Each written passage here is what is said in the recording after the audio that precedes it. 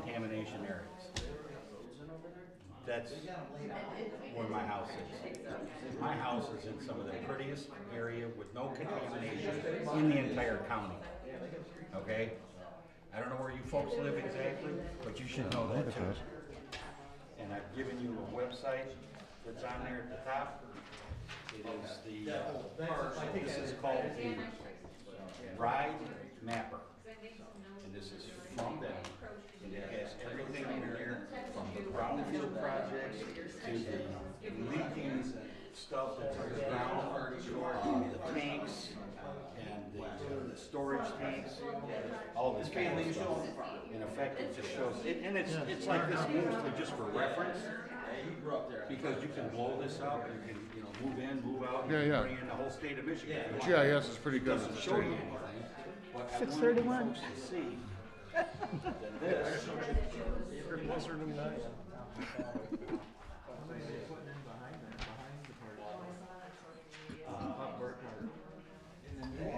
Oh hell, it's go time. I'm doing good, I want you guys to see this. See all the brown? Those are contamination sites. Yep. Hey man, I gotta call the meeting up to order. It's go time. That's in Livingston County. That brown spot right there, where there's no brown spots, or black spots, that's where I live. I don't want anything going in there that's gonna make the rest of the crap look like that.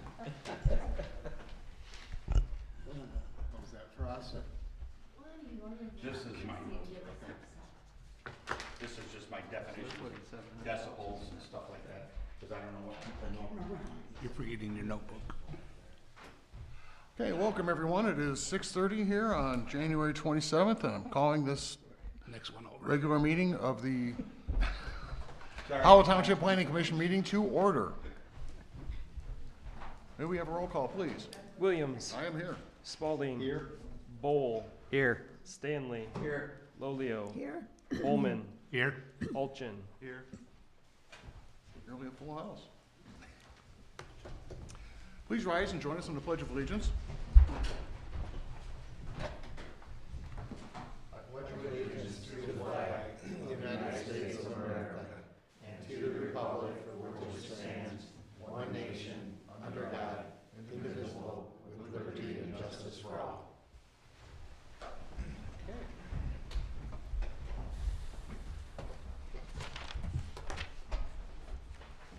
Okay, our first item is the approval of the agenda. Do we have any suggestions for edits, updates, spelling corrections? Mr. Chair, just wondering if we should move in new business item B in front of item A.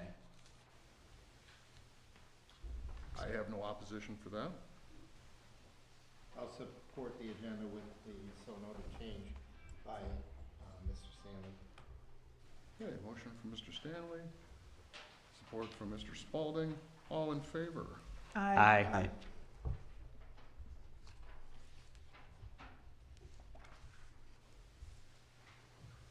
Okay, next up is our approval of the minutes from our last meeting.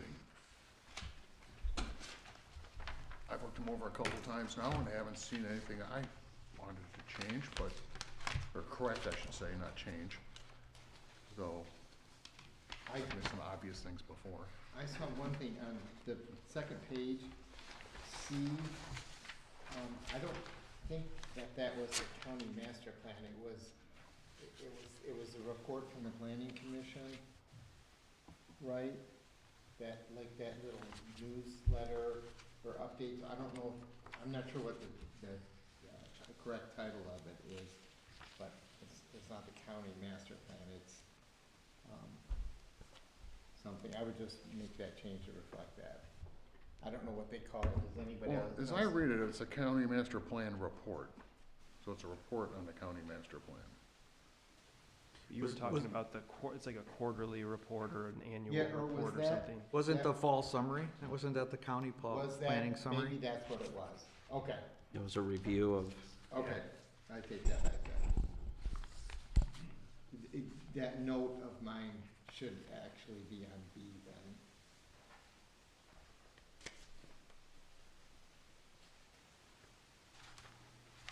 so what are we changing? I think my comment was actually on the fall planning the planning fall summary. Where it had a not on the summary county master plan. of all the planning commissions Yeah. and all the townships. It and was a cities around. report, I just suggested that we see this in the packet when it's released quarterly. Oh, okay, that's right, you asked to have it Yeah. included, yeah. So I think it just needs to be on B and not C. Okay.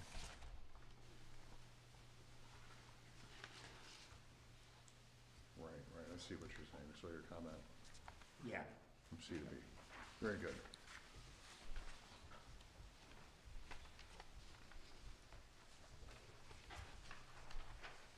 Okay, Are you good, Rob? I'm good. Yeah. So I'd make a motion to approve the minutes as presented with Rob's addition. motion from Mr. Bowl, support? Support. I think Sharon beat you. This Frank? Second from Sharon, all in favor? Aye. Motion passes.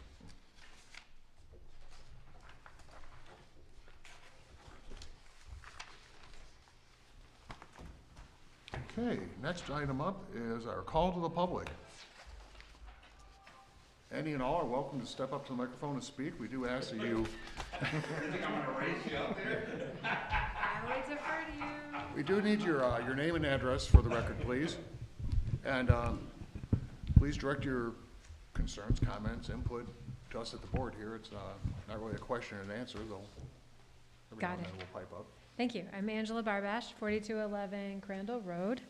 I appreciate the Planning Commission's work during this moratorium period. While the meta proposal has been withdrawn, the fundamental question remains: what principles should guide our decision-making on future data center proposals? I'm here to address the financial risk management framework that should inform our ordinances. Let's look at the numbers from the withdrawn proposal as a case study. Our township budget is $4.6 million annually, from what I could gather, looking at the latest budget proposal. That proposal, the meta proposal, had projected 20 to 30 million in annual revenue, meaning a single facility would have represented 81 to 87% of our total tax base. Standard investment guidance, prudent investment guidance, recommends a maximum 5% concentration in any single asset, with 20% as an absolute ceiling. At 81 to 87%, we wouldn't have been managing risk, we would have been creating a dependency. And this isn't theoretical. We have recent examples. Flint needed investment equal to 11 times their largest taxpayer just to recover when GM downsized. Pontiac lost 20% of its tax base overnight from one GM plant closure. And Jefferson County, which is in Birmingham, Alabama, filed a $4.2 billion bankruptcy from one infrastructure project that went south. In each case, the municipality built infrastructure for boom times, embedded those costs into their budgets, and faced existential crisis when the revenue source disappeared. Any data center development creates permanent obligations: upgraded roads, expanded water and sewer capacity, enhanced emergency services, ongoing infrastructure maintenance. These aren't one-time costs, they're embedded into our operating budget forever. If that revenue source closes, relocates, or becomes obsolete, we're left paying for infrastructure that we can no longer afford while the tax base that funded it has vanished. This is how municipalities end up in receivership. Space-based computing is already being piloted. Starlink is testing data processing in orbit, closer to solar power sources. Edge computing is decentralizing the massive facility model. AI efficiency improvements are rapidly reducing server requirements. The pace of change is accelerating. The same innovation cycle that brought autonomous vehicles, private space exploration, and ubiquitous satellite internet in under a decade is now targeting the data center model itself. Companies know this. That's why they negotiate flexibility and termination options. But municipalities would be locked into 30 to 40-year infrastructure commitments based on today's technology.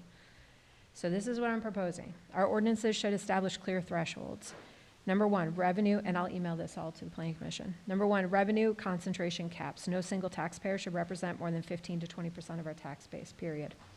Number two, infrastructure cost recovery. Developers must fund 100% of infrastructure upgrades up front, not through future tax revenue promises. Number three, performance bonds. Require substantial bonds to cover decommissioning and infrastructure maintenance if the facility closes. Number four, tax-based diversification requirements. Any large development or sector must demonstrate how it contributes to rather than dominates our economic mix. And number five, sunset and review provisions. Automatic review periods to reassess market conditions and technological changes, especially crucial with this industry that we're talking about right here.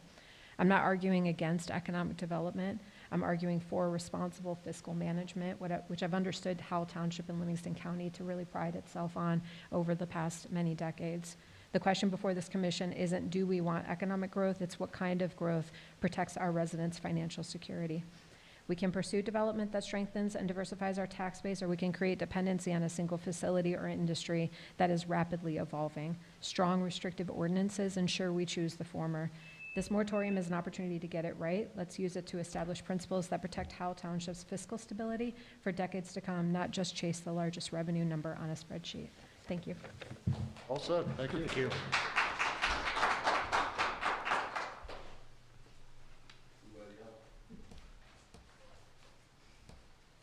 He said he'd be back. Good evening, everyone. Chuck Smith, 5136 Fleming Road. I'm gonna do two things tonight. The first one is I'm going to read an executive order by our current president. By authority vested in me as president of the Constitution and laws of the United States of America, it's hereby ordered. Section 1, purpose. For too long, the federal government has forced American taxpayers to subsidize expensive, unreliable energy sources like wind and solar. The proliferation of these projects displaces affordable, reliable, dispatchable domestic energy sources, compromises our electric grid, and denigrates the beauty of our nation's natural landscape. And I'll just stop at that because the boss is saying, can't do this stuff anymore.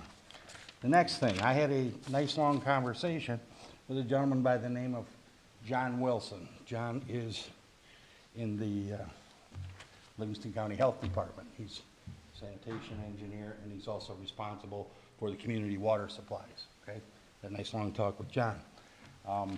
He showed me where I could get a copy of my original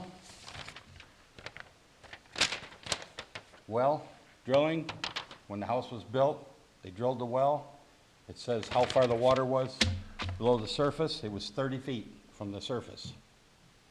I had to have my, when the house was purchased, we wanted to know how deep is it. It went from 30 feet below the surface to 45 feet below the surface. That was in 2004. The house was built in 1976. In 2022, my well started spitting up a bunch of gray silt. And we were trying to figure out what it was, so I called Brown Drilling. I had them come out, pull the pump. It's one of the in-ground pumps. And he said that, well, it's getting all clogged up and your screen's messed up. And I said, okay. And I said, how deep's the well? And he said, it's 85 feet. Okay, 85 feet. This says it was drilled at 133. All right? The water, now keep in mind, it's up like this now. It was down here, and now it's up here. And the water level in this well dropped from 30 feet when it was built to 45 feet in 2004 when I bought the house, and in 2022, when I had it rechecked, when he had to come out there and do that, it had dropped down to 65 feet. That's 35 feet from where it was. I asked him, I said, wow, what does that mean? And he said, what it means is you're gonna have this well redone. If anything else comes in here and starts sucking your water away from here, you're gonna have to have the well re-drilled. And he goes, you're gonna have to go down at least 165 feet, if not 200, and then you're gonna be down into shale. He said, so it's gonna have to go down even farther. He said, if it's 165 feet, it's gonna cost you $12,000. If it's 200 feet, it's gonna cost you $24,000, okay? You put something out there that's gonna suck my water away from here, and it's gonna cost me $24,000. I'm retired, folks. I cannot afford $24,000 for a new well, because we throw something into an area, and as you looked at those papers I gave you, that is not from me, that is direct from the state of Michigan. That's the Eagle, okay? They're saying, I've got the best water in that county. And if you do something, and you take the best water in the county away from me, and you pollute it, and it turns brown like the rest of that crap, there's another 200 people in that area it's gonna affect just as much. And I'm telling you what, you think we're getting a little excited now? You wait until our wells go dry, because something goes out there and sucks it all, or they turn that into brown crap like the rest of the county right now. Thanks, that's all I got. Sorry, I get a little wound up, but I bought that house to live there the rest of my life, not have to move because I can't afford a well, and if I do put a well in, it's polluted. So, look at those. I've got other websites for GLE, the water wells. I can show you every well in there. You can look at it. That's where I got this stuff. These are the well reports. Every well in that area can be found. It'll tell you where the water was, when it was drilled, and then you just have to say, okay, where's it at now? Because one of the things we were talking about is making sure if anything goes in there, you're gonna do well studies on everything before we do it. Thank you. All right, thank you.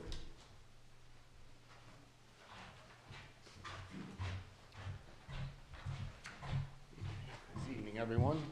My name is Todd Kosakevich. I live at 6205 Radix Road. I'm just over the township border in Cohocton Township. And I oppose data centers also. And I don't have a lot to comment on regarding the data centers tonight, but I like to do my part to keep the light shining on the opposition, because I feel it's important.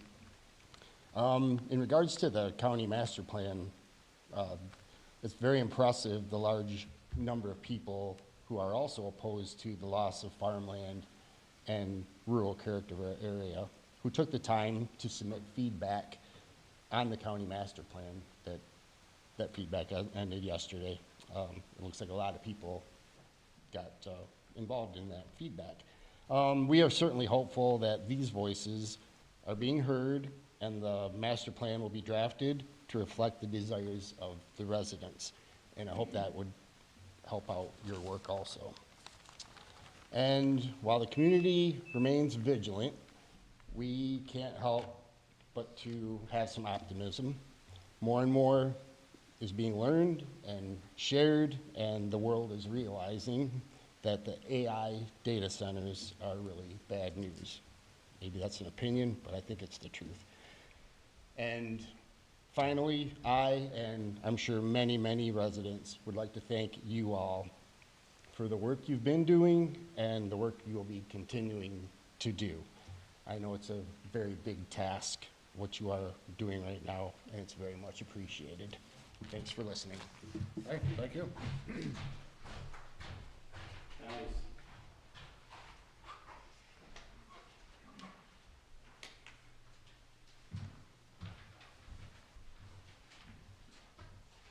Okay, if there are no other speakers, we shall move on.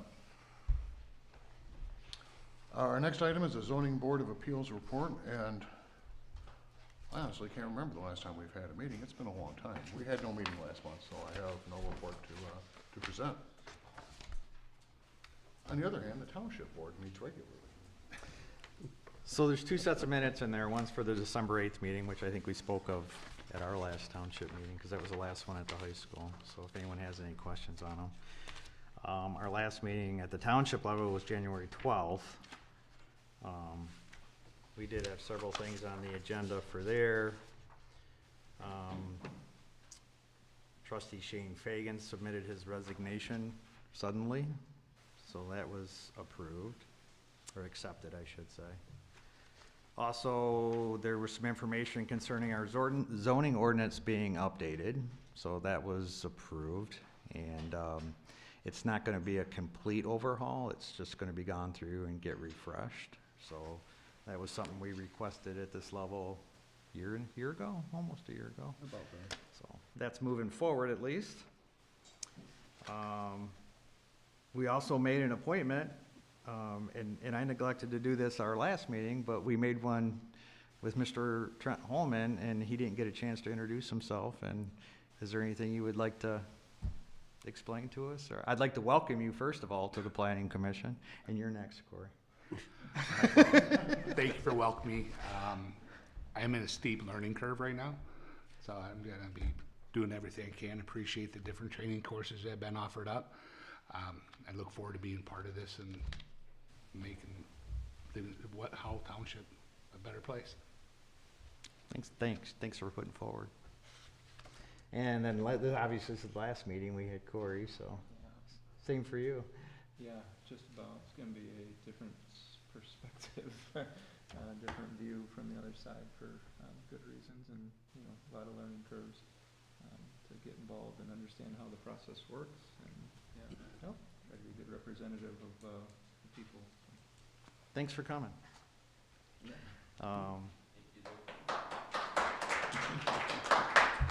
We also had a review on the Thule Road Park Plan.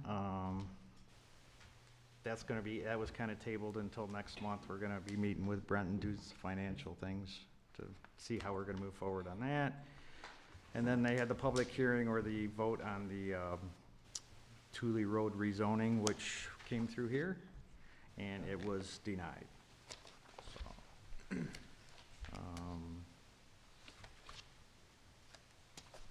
I think that was about the biggest things at the township level. Does anyone have any questions? What does the review of the master plan look like?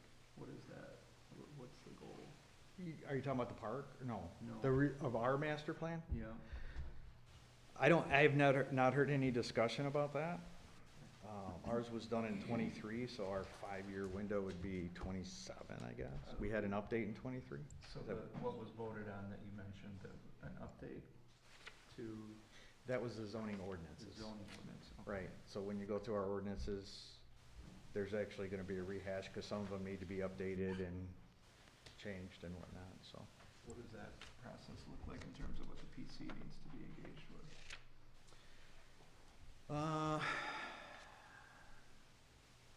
Brady? Okay, I just wanted to chime in and say, like, the law states that you have to look at your master plan every 5 years, but you can make changes to it. Sure. You're not required to stay at that 5 years.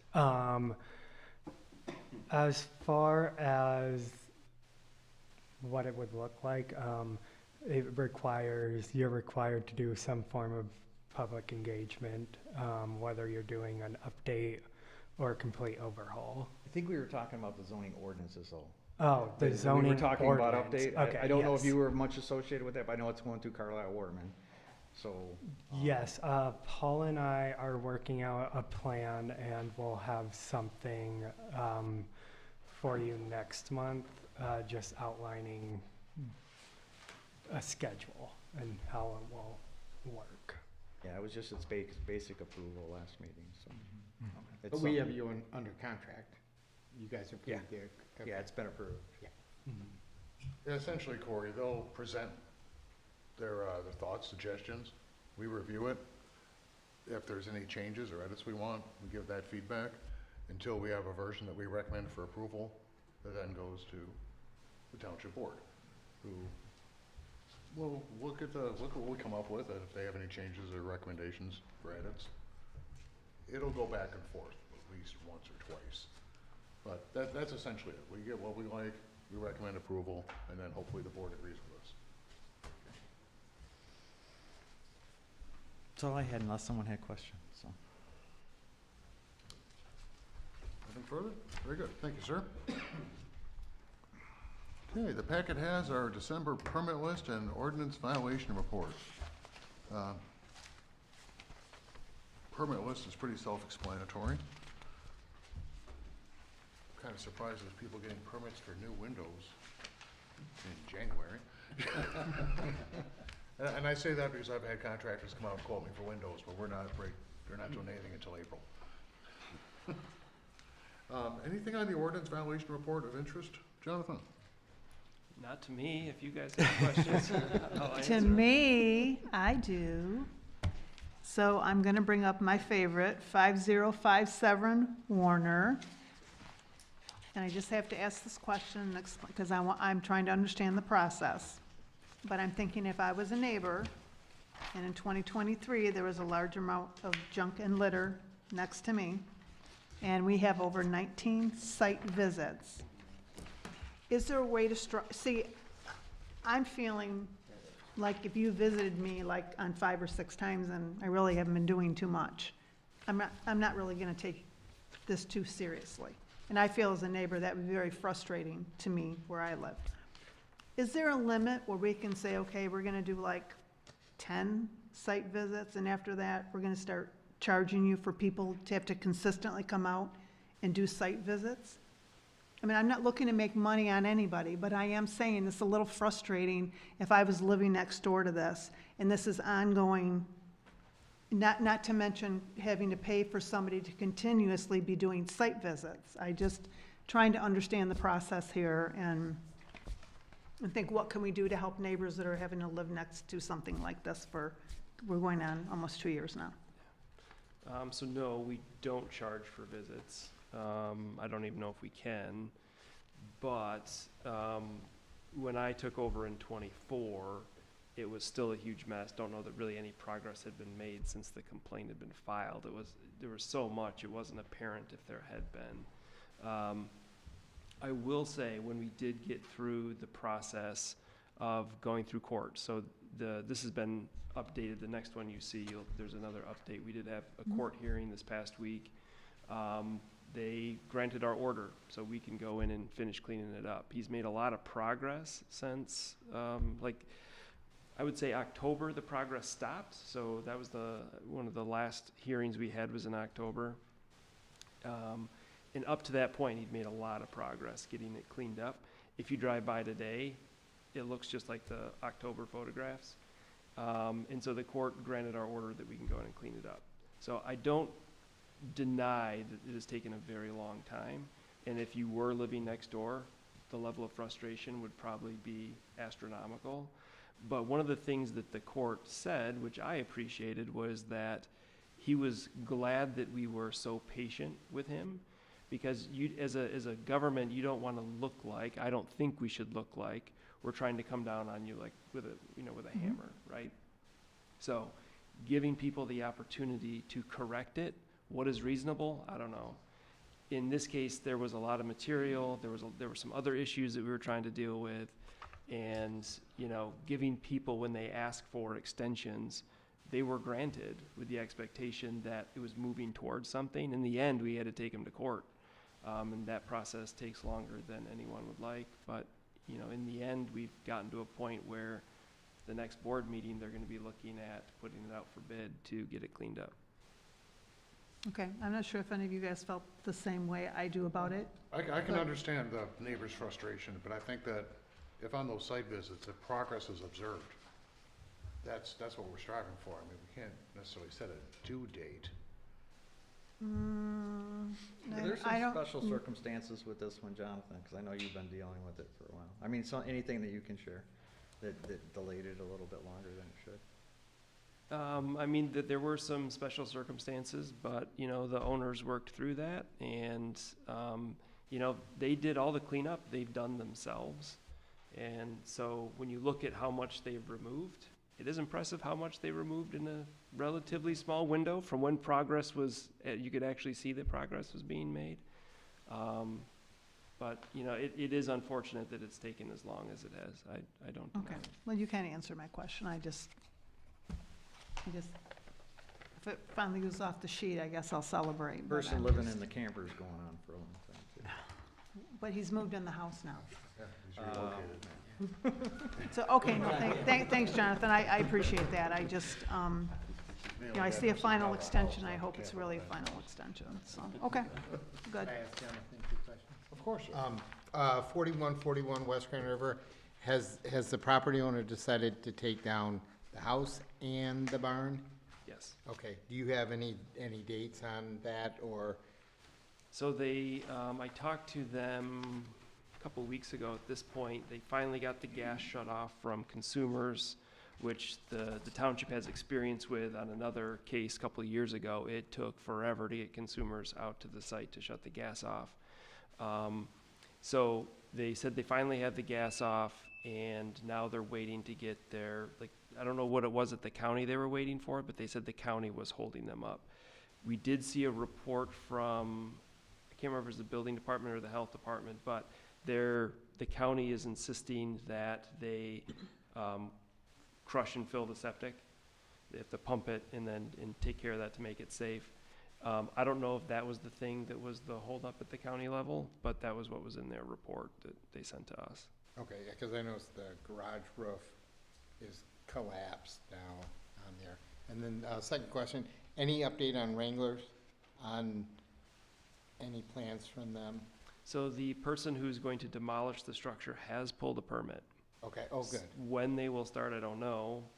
There was a piece of equipment parked out there the other day, but sometimes there's semi-trucks parked out there anyway, There's so a I don't know if loader, it's. there was a loader on a Yeah. trailer. So I didn't know if that was part of the project or if that was for something else. Okay. Okay, good. Okay, very good. Anything further? Thank you, sir. Next item is scheduled public hearings, of which we have none for this meeting. And our next is the officer selection per our, section 2 of the planning commission bylaws.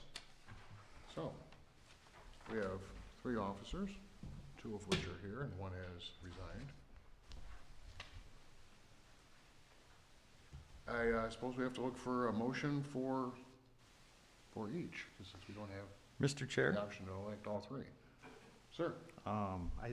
I think I will try to do this all at one time, so we can do all 3 at one time if it's possible. Very well. So I would make a motion to maintain our current structure and have Wayne Williams as our chair, Rob Spalding as our vice chair, and since Mike's no longer here, Sharon Lolio as our secretary, and this is all dependent upon if the applicants are actually willing to accept that.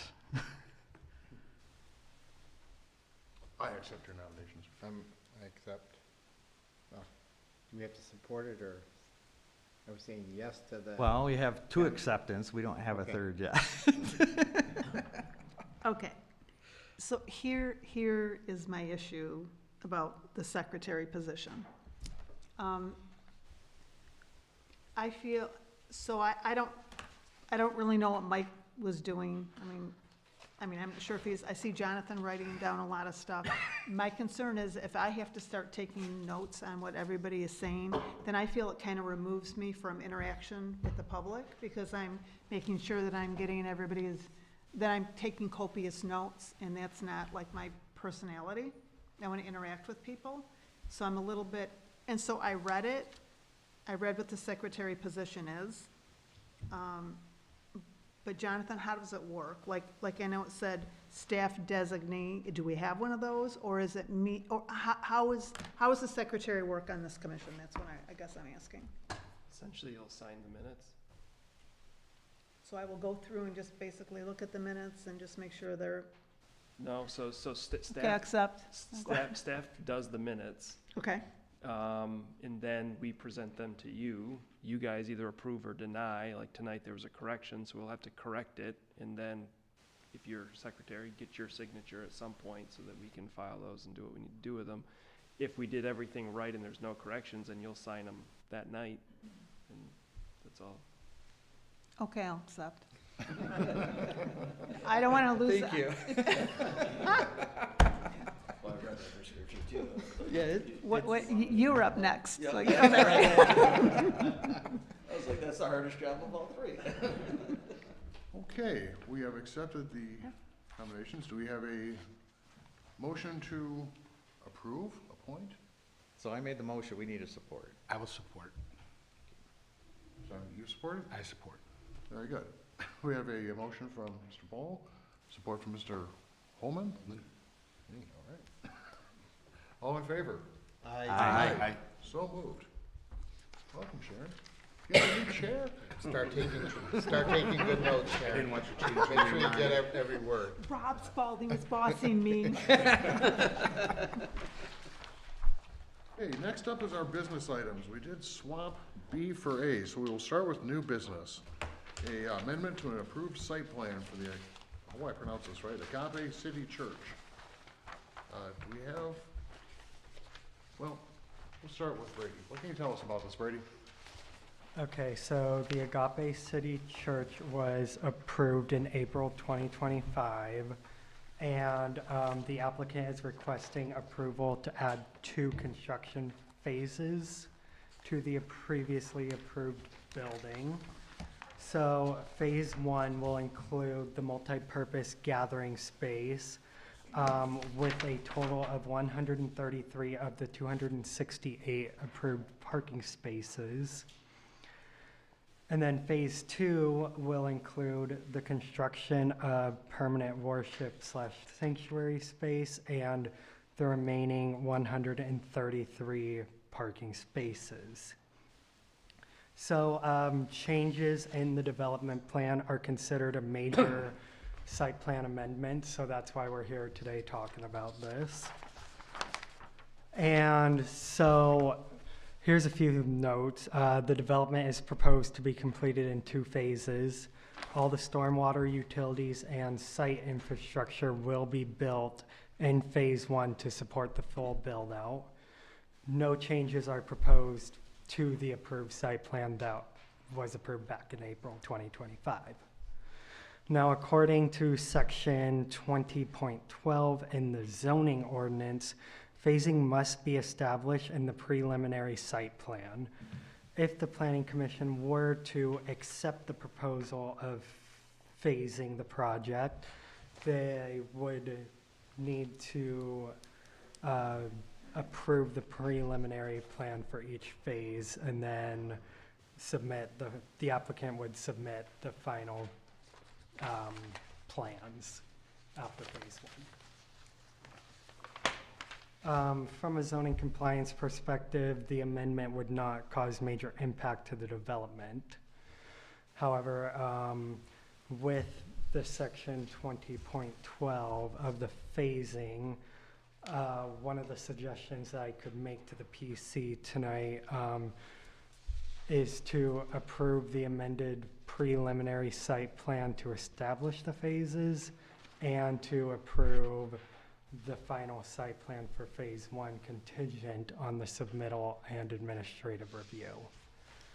So, yes, any questions?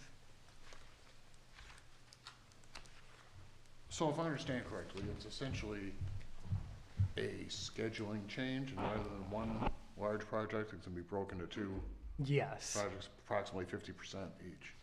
yes. But no structural changes? or No, the site increase in plan square will footage remain or- as proposed in April 2025, which was approved. That's what I thought. I'm really just seeking confirmation. Okay, yeah. So, Mr. Chair, I had a question if I could, if you're done. Sure. So we approved a preliminary site plan, did we not? I believe it was the final site plan. It was a preliminary and final? Yes. Yeah. So we're not, basically, it's the same site plan, we're just changing the phasing of it. Yes, yeah, From 1 phase to 2 phases. yes. Okay, that's all I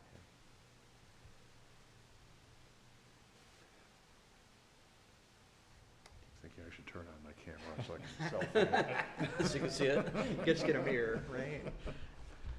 Okay, anything further for Brady? No. Okay, we have the applicant here. First of all, I want to thank, I never offered to hug a planning commissioner, but I appreciate the offer to switch the agenda item this morning from Mr. Stanley, so thank you for that. So yeah, so Steve Shimke, we're the design builder working with Agape City Church. Pastor Brad is at his daughter's basketball game tonight, and Pastor Bo's on an anniversary trip, so apologize for being the sole representative, but wanted to make sure we stayed on the agenda for tonight. So what I'd like to do, and when we originally submitted the plan and got final approval in April, at the time, it wasn't the intent to split up in phases. As really the financing plan from the church has settled, that's what we're now proposing to move forward with. What's worked out is the plan sets up exceptionally well for a phase plan. As Brady said, we're putting in really all the infrastructure from phase 1, and really just leaving a green space that the future and a permanent worship will be added to when the financing is ready for that. So what I thought I'd do is just kind of flip through what was approved versus what's phase 1, just to make sure that the planning commission's comfortable with what they're seeing. And I would echo, Brady's offering, if we can offer it as well, for the planning commission to consider approval, and contingent on working with staff to making sure the details of the original final get translated to the phase 1. So as opposed to coming back in front of planning commission for a final, and hopefully when I show you kind of what's consistent, that becomes an option. So the left side of the screen is the original plan, the right side is the new plan. So it's a little hard to see, but if you look at the right side, again, there's a big open, I should have brought a pointer, a large open area, kind of to the plan left of the building. That's where, thank you, that's where the future worship will go. For now, it'll be it'll be a landscape lawn, and we're deferring some parking around that area. That's the gray dotted line. Again, we're still including the full access drive for fire, and that's still placed so that we don't have to move that when we add the worship. Detention pond is sized for future. All the utilities are consistent. There's a couple catch basins that get moved with deferring some parking, a couple landscape islands that get moved. Everything else is consistent. So if you want to flip, just so, this going inside the building, and this is what worked out really well. Plan left is the original plan, a larger 650 seat worship. What we're doing now is we're taking the original gathering plus some portion of the original worship, and that's going to become a multi-purpose worship, and that'll bridge till when we're ready to build the for worship. What's really important to Agape, the reason, so they currently run Parker Middle School on Sundays. Their biggest, it's not the permanent home, obviously, and they don't have the adequate space for kids. So Pastor Brad was really adamant. Phase 1 needs to include the worship space for kids, and then kind of cram the adults in, and then let the adults spread out once they grow. So phase 1 includes really the exact same children's area, just a little smaller worship area, which is appropriate for where they're at today, and then grow into the future. Lastly, looking at the elevations, if you can flip one more, the exterior. So scaling is a little different because the left side's bigger than the right side. The left side's the original plan, where the roof line jumps up is where then that will get deferred. And it is possible, I think the goal too is to really look at that design. If anything, that design could get upgraded once that becomes a standalone facility. So if you're looking at the top left picture, right in the midpoint, there's that slanted roof. Yep, thank you. And if you jump over to the right plan, that's how it kind of relates together. So that feature stays. And then when it comes time, on Jonathan's image, it would grow to the left, and then kind of mirror image working down. So architecturally, we're caring for in the same materials, same elements, same window placement, just deferring the future sanctuary. Any questions for Russ?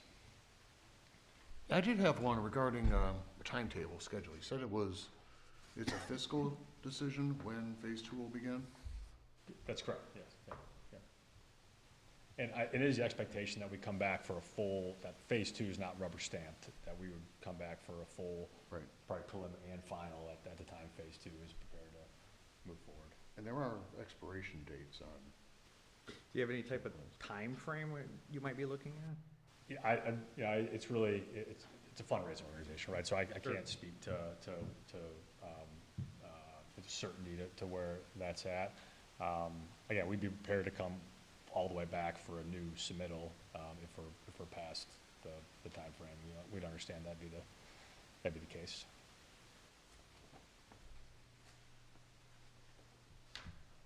Will the space that you're proposing in phase 1, are you gonna have any occupancy issues with the current congregation meeting numbers?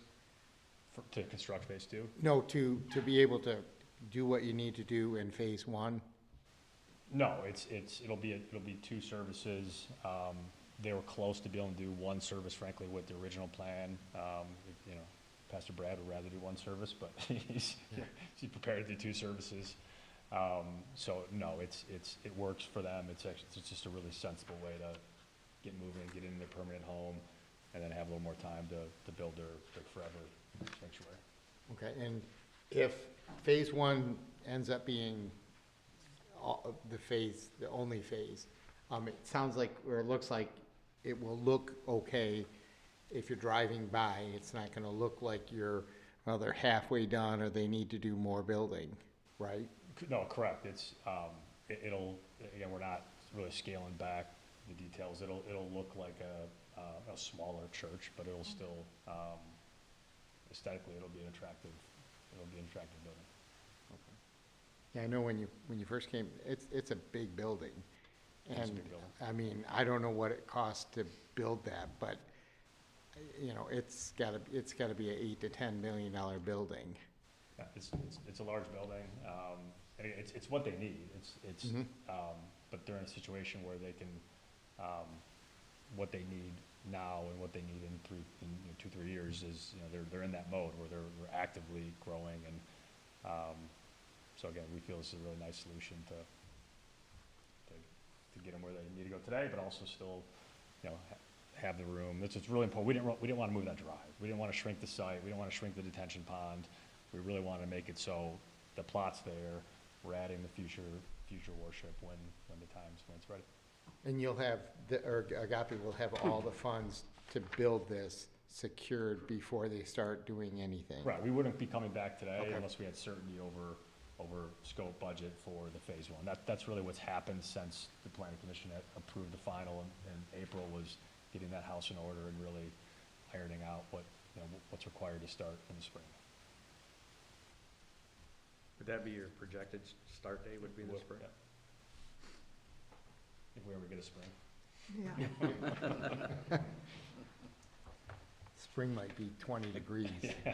I do got a quick question. So where phase two would be going in the future, and the future parking, how are you guys planning on finishing that for phase one? Is it just gonna be all just? We're parking to the updated Yep. seat count. But like where the future parking's gonna go, is that just gonna be all grass for the time That'd being? be Or grass, it's not yeah. gonna be cut and prep, just No, sitting there? It would be grass, we'd Okay. add those, it would be one lawn all the way up to the loop, and then those spots would get added when the When the sanctuary's time's added. appropriate? Yeah. Okay.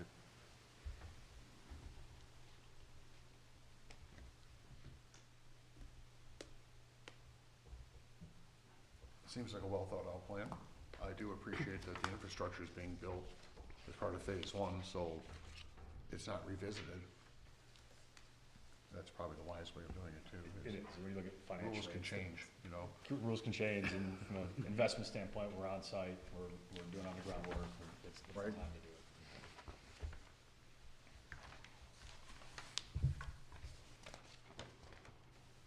it. Okay, so.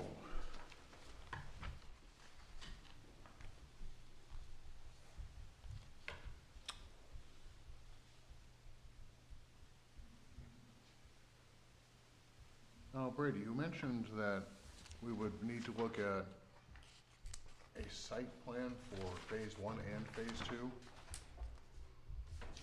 Is that correct?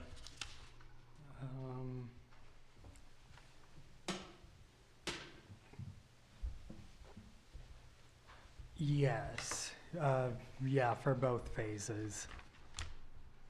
And I would presume we'd look at phase one prior to phase one being underway, then revisit phase two at that time. And that, so the clock's not ticking on phase two before it's even planned to begin. Yeah. Does that make sense? So were you asking us to approve the preliminary and final site plan that we approved back in, was it April? Correct, April, yeah.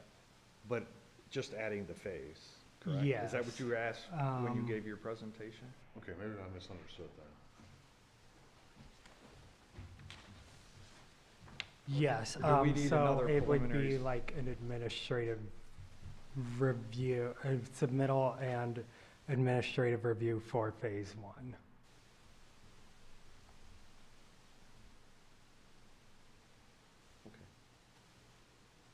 If I could, I'd like to consult with Jonathan, our zoning administrator. Do you see any issues? I mean, this seems a little unusual for us. Do you see anything from an administrative point of view, since you are our zoning administrator? I personally don't have a problem with it. I just want to make sure.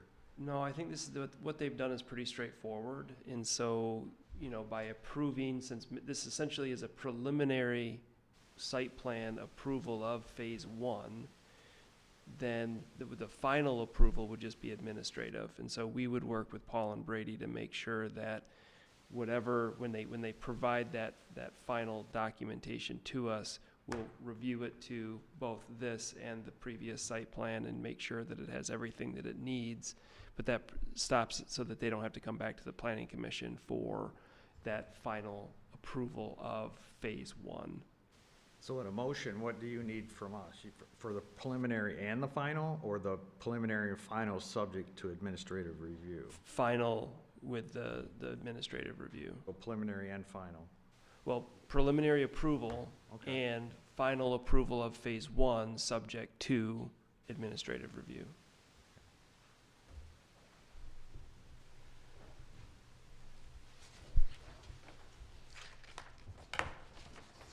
Anyone have any questions? No. Mr. Chair, I'd make a motion to approve the, is it Agape? I want to pronounce it correctly too. Amendment to the previously approved site plan PC 2025-28. Approval of phase one preliminary site plan and final with phase one, subject to administrative review. Does that sound correctly? That sounds right. Yeah. And planner review, right? Is And that- administrative planner review. Okay. Correct. I'll support. Okay, we have a motion from Mr. Paul, support from Mr. Spalding. All in favor? Aye. Aye. Motion passes. Thank you very much. Absolutely.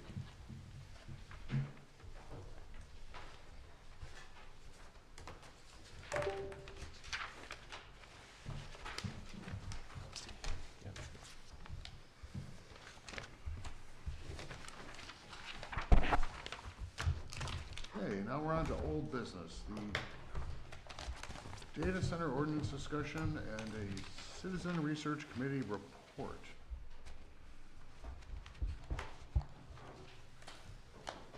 Carlisle Wharton has put together a pretty thorough packet here, I thought. Tough reading.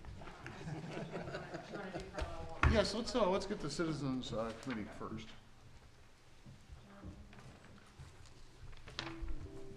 So we did like a Cliff Notes version of our 17-page submittal for you guys, just because it's easier to follow along with. That's what this is, Jody. Yeah, so I gave you each a printout so you don't have to crane your necks. Thank you. Welcome. Do you have any extras of those? I didn't get one. You can I am so sorry. That's okay, we can share. I brought 8, so 9 from now on, is that right? 8 Okay. should be fine, right? Oh, you know what? I have one, so 9, including 8. Okay, so basically the gist is we're asking for 3 different things. We're presenting them to be discussed tonight with you guys and adjusted as needed. We are hoping to do that together as a group, and with the intent that these would be presented for future approval in addition to the book of ordinance, the zoning book of ordinances down the road. So item 1 is a starting list of definitions. So this is not a complete list of all the definitions that we think will need to go into this. It's just kind of like a starting basis, and then as we work through those additional sections, there might be other things that come up that we'll need to add into the definitions, and there might also be some that we find that we don't need, and that we want to pull out of here. But this is what we gathered from looking at a lot of different other different data center ordinances. So it's kind of our starting basis, and if you guys want to flip to the page with data center at the top, we can kind of just dive into the important one. So we have data center as a physical facility housing the people, hardware, and software organized to provide information processing services. This includes data processing facilities, server farms, and artificial intelligence or AI data centers. And then per our conversation at the last PC meeting, we propose 5 different categories actually. The first one just being ancillary data centers, and that would be data processing centers that are inside of like hospitals or other large businesses, something that would be less than 10% of the total square footage of the building, just to support the necessary computing that would go on in that type of a business. So it's secondary, complementary to the host business. From there, you have minor data centers, which all of these will refer back to the main data center definition. And then minor data centers will also be under 10,000 square feet. Medium data centers would be between 10,000 square feet and 99,999 square feet. Major data centers would be between 100,000 square feet and 499,999 square feet. And data center campuses would consist of more than one data center building with a total square footage not to exceed 750,000 square feet. There was a lot of thought that was put into the size ranges on those. Yeah, are you gonna cover that? Okay. Kristen's got a piece on that when she gets to her part. The rest of the definitions that we have in here, guys, I don't know if you have any questions on them, but they're all pretty straightforward. Items that you would see typically on a data center, campus, or site. And I'm gonna turn it over to Kristen for the zoning requirements portion. Yeah, so the chart, the page with the chart, kind of breaks down in a little easier to digest what we explain in the pages that come after the chart, which describes more specific specifications about the different tiers. But to back up a minute, so of course we found several different ordinances that do sort data centers by size. And so the ancillary versus, the different size facilities versus a campus were things that we thought were useful to distinguish. We chose the square footage for the ancillary. Well, we didn't do square footage. It's 10% of the building footprint, so that, the larger, for example, the medical center, obviously they might need a larger technical, they call it like a technology equipment room, but it's their like server room. But then for the smallest standalone, the minor, we chose 10,000 square feet because the smallest ones that I was able to find examples of were typically associated with universities. University of Michigan has 1,000 square foot small data center. They also have a much larger one that's 17,000 square feet. But of course, there is no university as large as University of Michigan in Livingston County. So another example is Syracuse University has a 6,000 square foot data center. So that seemed to be, to us, a reasonable size for a small standalone facility that serves essential services to the community. It's not computing. It's not doing cloud storage necessarily for a, corporation. It's not doing AI stuff for, all the things AI can be used for. It's kind of giving back to the community in the ways that universities do their research. And so we also felt, based on the size and the tie to the community, that the industrial flex would probably be an appropriate zoning category. Of course, you also notice we mentioned all of those standalone facilities should be special use permits, just because they all still have the potential to be high impact despite a relatively compact size. And then the rest of the sizes were based on, like the mid-size accommodates the average size of business cloud storage facilities.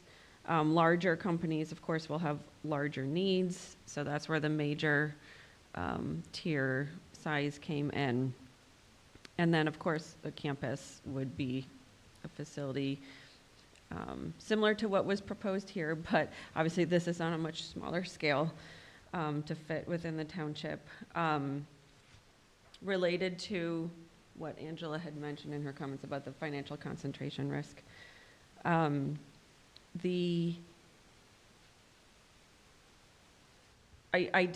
crunched some numbers. It's a rough estimate based on the previously proposed data center and their projected investment per acre. And then I applied that to these numbers. And at approximately 750,000 square feet, that would comprise approximately, I think it was 17% of the township's revenue. Like the revenue that the township itself would keep. So that's already in that like high financial risk threshold, which is ideally less than 10%. So that's why we chose those numbers. It was a matter of, you know, practicality for the, you know, the business uses and what a company might actually need, but also balancing it with the township's fiduciary duty to avoid, you know, such a financial risk. So we did identify the industrial flex and the industrial zoning, again, with the special use permit, but we also proposed on the map an overlay district, because there are some industrial flex zones that are a little further out, and of course the whole Thule Road rezoning, I think, kind of raised that issue of how that could still be problematic. So the overlay is really the area that I shaded in like dark blue on the map. I don't know if you can, yeah, there it is. The navy section. Yeah, that's really where the majority of the township's industrial flex and industrial zoning is located. And that area feels appropriate. It's near the interstate, the train tracks, M59, and up to Grand River. The other distances in the charts about distance from other data centers and the distance from residential, those are, again, pretty rough estimates based on the size of that. We didn't want to make it impossible. If anybody's curious, it's 1.42 miles long ways, our industrial zone. So if an overlay is used, those distances between each facility or distance from the facility to residential property can be much smaller, because it's going to be confined within this area that feels relatively appropriate for an industrial facility. But if an overlay is not used, then the distances in that chart will have to be substantially increased to prevent the too many of them from going in, sprawl, and also the impacts, you know, to residential houses in the vicinity. I-96 to be like the corridor for any data center, so we're not going, to use a technical term, willy-nilly all over the township with data centers. So we looked at residential concentration around our existing industrial zone, and that's what made us feel the most comfortable about proposing that as the overlay district for this. We do have a pretty low residential concentration, especially in, Jonathan, in that kind of northwest parcel. I don't know if you know the kind of. Like south of Evans Road? Yeah, right up in there. No, in the Navy area, that upper, right in there, we've got a really low residential concentration around that area. And there's some larger parcels in there that could accommodate a 750,000 square foot data center campus. yeah, so our intention wasn't to make it impossible to fit these things, just to ensure that they are confined to an appropriate location, that they can't be too densely packed in there, because the more you have packed on top of each other, those impacts, the constant noise, all that starts to compound, and the effects will, you know, spill beyond the borders that they were intended to be confined to. And that financial risk compounds as well. Yep. And so one thing that was mentioned in Carlisle Wortman's memo about it was the potential for designating different areas within an overlay for the different tiers. And that is something, one of the ordinances that we cited, I don't know how to pronounce it, I think it's Albemarle. I think so.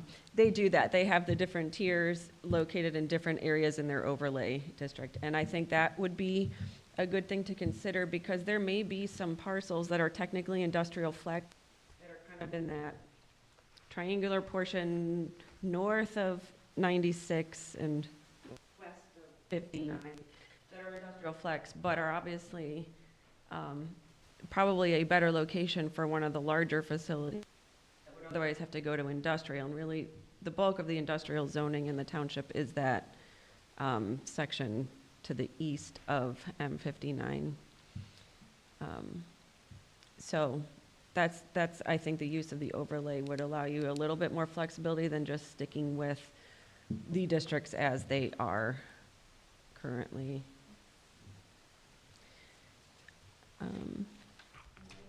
That was, Yeah, so just the chart that we provided and the overlay map, they're meant to go hand in hand.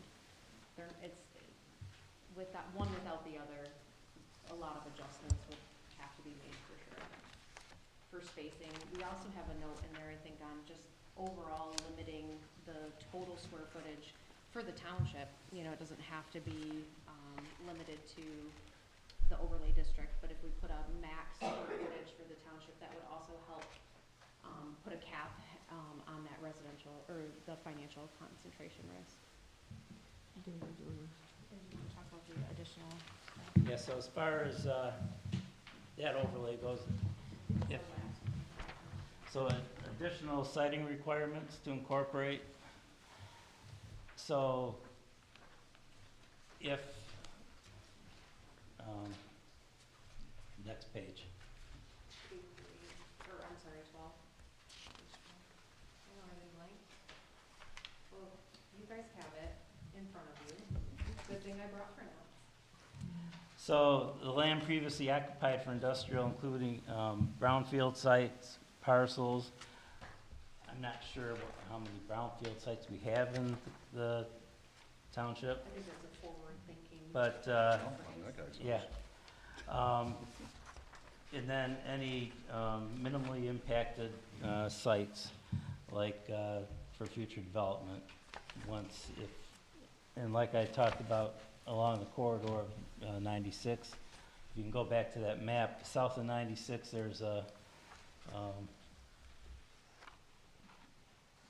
south of, down in the lower right corner, but below the city, there's a lot of vacant property there, so that'd be like something to consider if it expands. We're trying to keep that, you know, from anything abutting that zone, just everything to be abutted to the zoning there right now, and not expand out past that.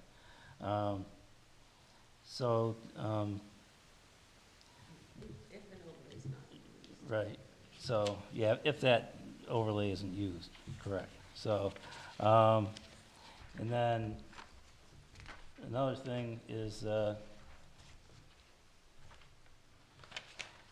I was taught, well, we discussed this at our last meeting, but there's nothing in there in the zoning for institutional property, like churches and everything, because we have sensitive receptors in our, as part of the ordinance.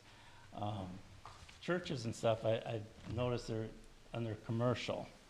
And I'm not, I think maybe there should be another designation for like institutional, like for schools and churches and daycares and things like that for institutional, because there isn't anything, that's all commercial or industrial flex properties right now. So you change that,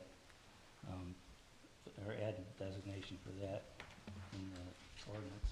And I just want to read this for anybody that's sitting here that doesn't have this in front of them, so that they know what we're talking about on additional siting requirements to incorporate. We've got 3 bullet points. The first one is land previously occupied / used for industrial, including brownfield sites, that's forward thinking, being prioritized for use before rezoning minimally impacted land, such as but not limited to residential or agricultural for future development. Bullet point 2, existing parcels that meet zoning requirements shall be utilized for development of data centers before expanding zoning districts. And bullet point 3, only parcels that abut existing industrial flex for minor data centers or industrial for medium and major data centers and campuses may be rezoned for data center development. No spot zoning should be permitted. That's all we've got, unless you guys have any questions for us. I have one question. Yeah. And it's outside the scope of this report, which I think is very well done, and I appreciate your efforts. This is super good. Are you gonna be looking at utility impact? Is that part of your, Yeah, I'm sure it's yes. part of your scope. So part of what we wanted to discuss tonight, we wanted to bring what we had all decided Right. on from last meeting to present and then answer questions on. And then we'd like to present to you guys a couple of ideas on the next areas of focus for next month's meeting. Sure. Yeah. And that would be a section, Wayne, that we would pick and present on just like this at a future date. Yeah. Do you We want were- to? Yeah, so the way we thought we had left it last month was we were going to kind of tackle it in sections. We decided, starting with the No, no, definition. I'm not saying it's missing. Yeah. Yeah, no, yes, so Right. that would be So- addressed when we get to like substations and. Right, yes, we that will portion. absolutely, like, there were some things in the memo, that we love the points of consideration in Carlisle Wortman's memo. Some of them were things that we are definitely going to be addressing in the future, like point 3 about cryptocurrency facilities, points 12 and 13 about power demand impacts and water use, point 14 about third-party review for noise, point 17, rezoning application criteria, including demonstrated need, infrastructure capacity, et cetera. All of that is definitely something we have already started looking into and compiling. It just depends on where we want to go from here. If we were just going to kind of go through an ordinance the way they're laid out, or if we were going to try to tackle some of the bigger issues first, like water and noise, and then circle back to things like landscaping and lighting or something. I was confident it was Yeah. in your plans. I was looking for confirmation. Yes, for sure. So yeah, what we submitted tonight is just two pieces. It was the two pieces we decided on last month to present on. Definitions was one of the topics that goes, and that's kind of the first part of any data center ordinance. It starts off with the list of definitions. And then the other part that we tackled was what zone is appropriate for data centers. For next month, we did have ideas on, we call it front end. And that would be what is required to accompany an application for a data center. We've found a lot of municipalities have a very large application fee so that we don't have lots of endless meetings and not get paid for it. So that was something we were excited about. What are some other things that go in front end? The impact studies? Impact studies. All the upfront. impact studies that would be required for a large impactful development like a data center to come in.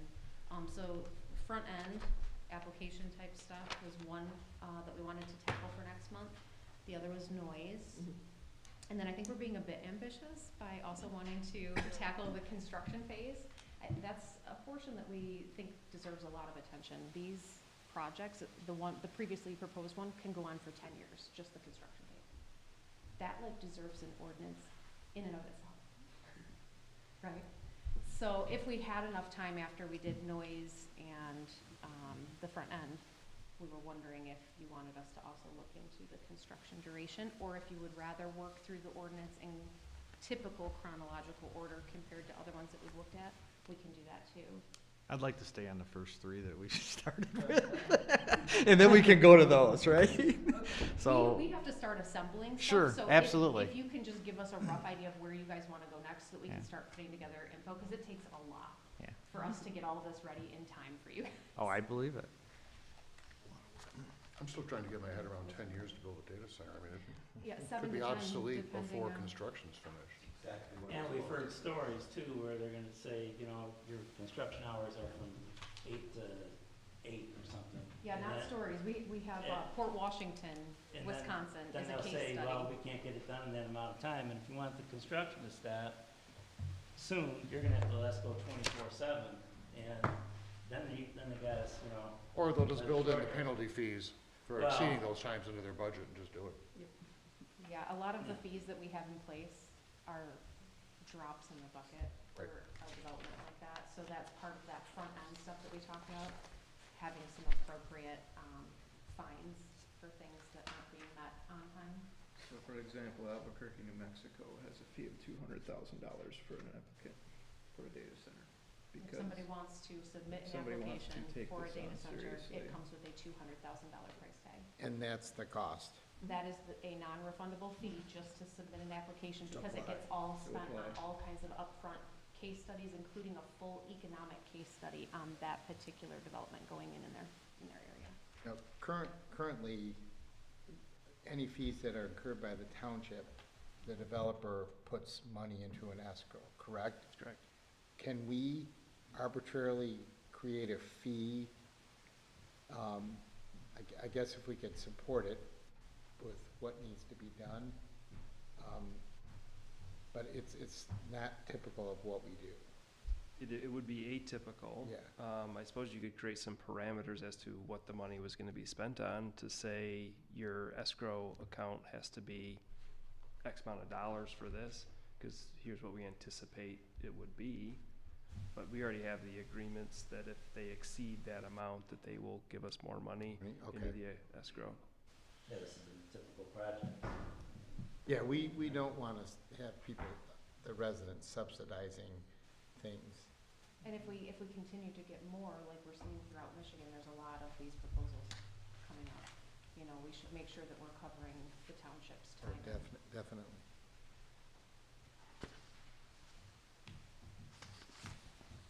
Should we hear from Brady for his part? Of course. And I you guys have will circle questions, back but to let us know what parts we're gonna Sure, research absolutely. next, right?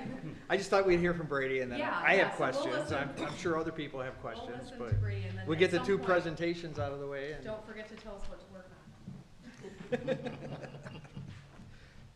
Wish my staff said that.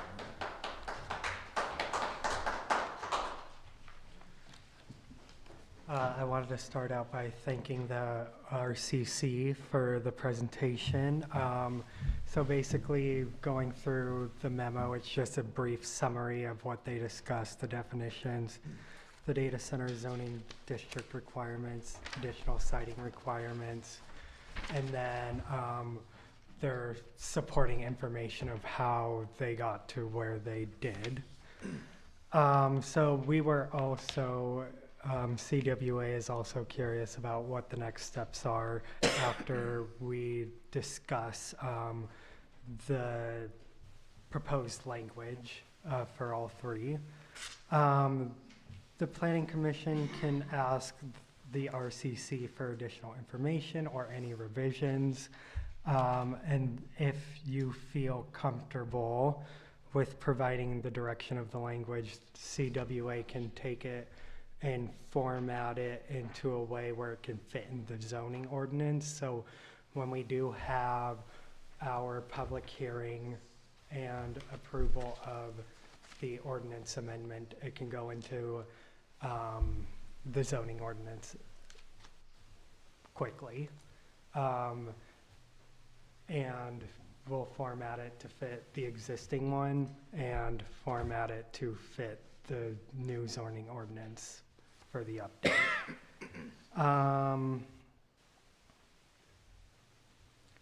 One thing I would like to know is if we do decide to go on the overlay district, we will need to update the zoning map and have a few a draft zoning map showing where that overlay district will be. And prior to taking any official action, you must hold a public hearing, which I just said. Things for the Planning Commission to consider. So this was more of just a food for thought. It's not like it should be this way or it should be that way. It's just more getting everyone thinking about future steps and future iterations, changes. So I am glad that the RRC looked at number 3, 12, 13, 14, and 17. I put that out there to be helpful. Any questions for me?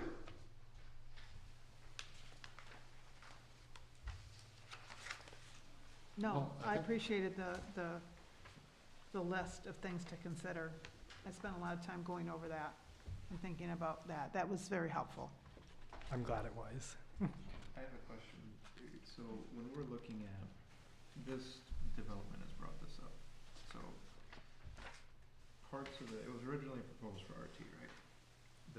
original plan was an RT zone? Yes. Okay, so when you look at a scope of a project like this, it seems like some of the aspects of it clearly fit into industrial. So when you're looking at a project, and I understand that's what RSC is trying to do, is divide and conquer and understand the scopes, but if something has a piece that says typically it would classify as industrial zoning, but a large majority of it may not, do you want to weigh on the side of, hey, that the entire development should be zoned industrial? Does that make sense? Yeah, and I think that's a good question for all of us to discuss tonight. I feel the industrial zoning is applicable because most industries have a significant higher consumption of power. You know, factories take more power than apartment buildings. And water is negligible depending on the industry. But obviously data centers have the potential to use a ton of it. So I think industrial zoning is the proper place for it because it's ideally has some of that infrastructure already in place and existing, and that overlay is already a pretty heavily populated area. I mean, there's, you know, an outlet mall in that purple square. Yeah. Yeah, that's very true. I'll miss the tractor store. Say at least the booze barn, but.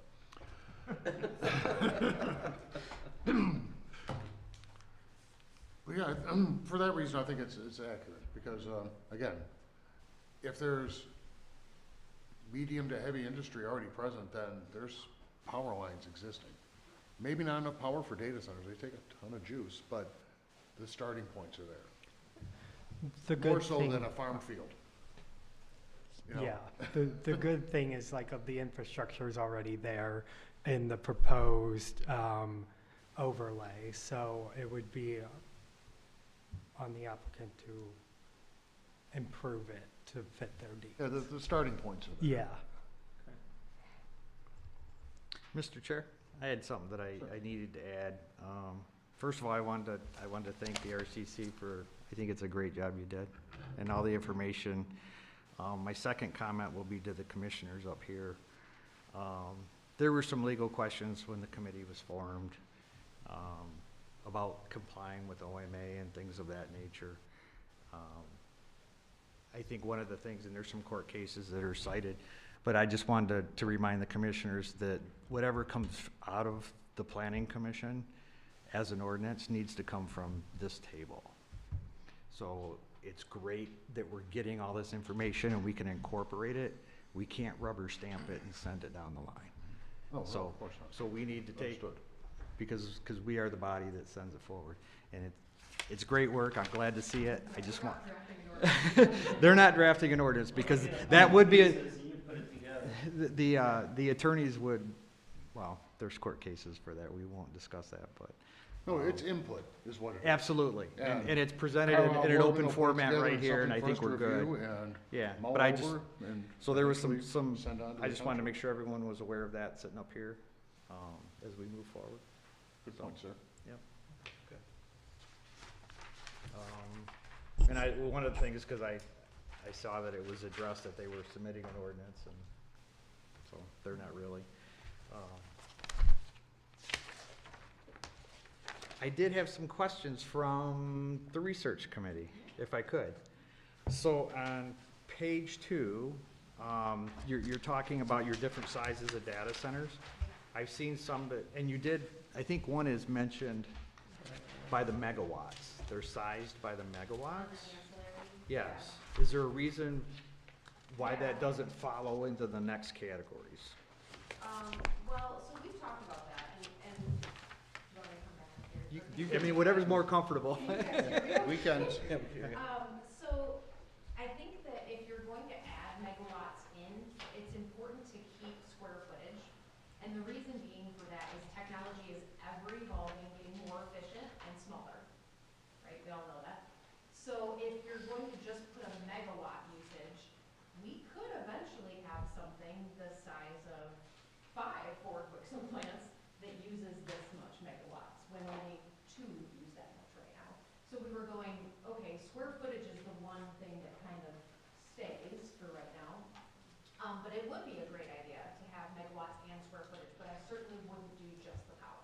because the power as over time can change, the power consumption. Ideally, these things will use less power over time as they evolve. That was, I mean, I thought it maybe should be included in both. We should have both, square footage and, Yeah, and. and Well, the that's something power we're not can be opposed to. in a We flux, just though. weren't sure I mean, exactly how much power these things draw based on size, and we didn't wanna try and speculate that. The square footage number was something we could kind of come up with some good numbers for you guys, but it would not hurt to put a power usage cap in there as well. Because part of it too is it depends on the type of servers, like I talked Right. about how, you know, there's the CPUs, which is the GPUs, and then crypto uses something else. and next week there'll be something else, right? Yeah, so, you know, you might be really, the space versus the power use can vary widely. I think probably a lot of the interest of residents of the township is, you know, are we gonna drive down Grand River and see this absolute gigantic, you know, industrial monstrosity? Or is it gonna be just like an unimposing office building? And then whatever power it uses is not necessarily irrelevant, it obviously has a lot of impact. But, I think, like Jody was saying, I think the size is really important to keep in mind. The power use can certainly be a helpful parameter. And the power can vary greatly between data center types. Exactly, yeah. One large cloud storage building, it's nothing more than a whole mess of disk drives, if you will, that's for cloud storage. Takes power, but uses way less than cryptocurrency or AI. Yeah, crypto can be very small and incredibly Such power, yeah. power hungry. And there's also, well, let's say we listed it at, say, 25 megawatts, just to pick a number out of the air. Are we telling them that's the draw from the power grid? And they can use that, and then any auxiliary power, say, solar panels they put up? For backup generators or? Generators that run on gas. So I think the power isn't a solid number for this. Would it help to include it, or you think not? I'm not sure what benefit it would be, I mean, because these folks can fudge those numbers any way they want them to be. Who would do And that? how would we know if they ever exceeded? I don't know. I've seen some, in other ordinances, I've seen them sized by their megawatts. So whether or not it's appropriate for here, I don't know. It's just a way to discussion. Turn them in. Yeah. So there must be a way, because the Switch Center, the township over there in Grand Rapids was exploring taxing on megawatts used. Not taxing, but applying a fee.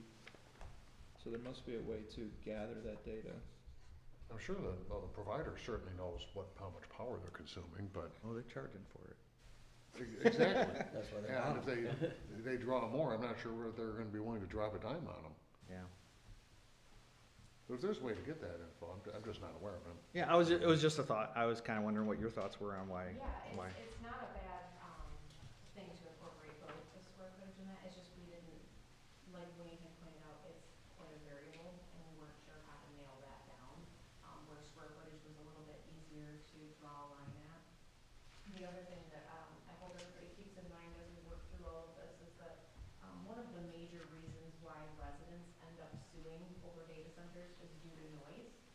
The larger the facility, the more servers and the more cooling. And it's the cooling methods that create and generate the noise that is most disruptful. So also controlling the size, the overall square footage controls how much cooling, how many servers, all of that as well. So it's all kind of directly tied. The sensitive receptors, why are prisons in that? People listen.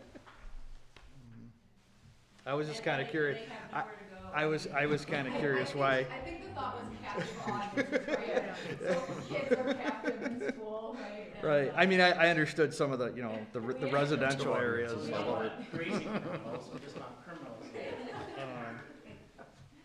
I didn't know if it was just a standard. It was The standards. included in one of them, and I kind of thought, well, we can leave that out, but then I was like, we've been talking about, well, they're, you know, I mean, who knows why they're there? Some people are probably there for a very good reason, other people, I don't know, do they all deserve to be subjected to? Crunny. Right. So, maybe some. But, yeah, I think. That's why we kept it. Yeah, it was mostly just anybody who was, bound to one location for a very long period of time, schools, nursing home facilities, things like that, that maybe they should have the potential to petition for, lower sound at their property line in the future. So it's kind of thrown in there with the thought of maybe we would want to allow them some sort of way of asking for a lower decibel at their own property line since they're a sensitive receptor. So is it any, I mean, I guess it includes residents too, right? So is it any more important than a resident that lives there at the end of the day? Probably not, right? So, I mean, if you're captive in your own backyard, so. That's part of keeping it by 96, it was already noise there, so. Yeah. To keep it along that corridor. They really wanted to have a buffer on that side of the property. I mean, I haven't seen anything in either Brady or your research that shows any permission in like NSC or RSC zoning. Is there any types of situations where that would be appropriate?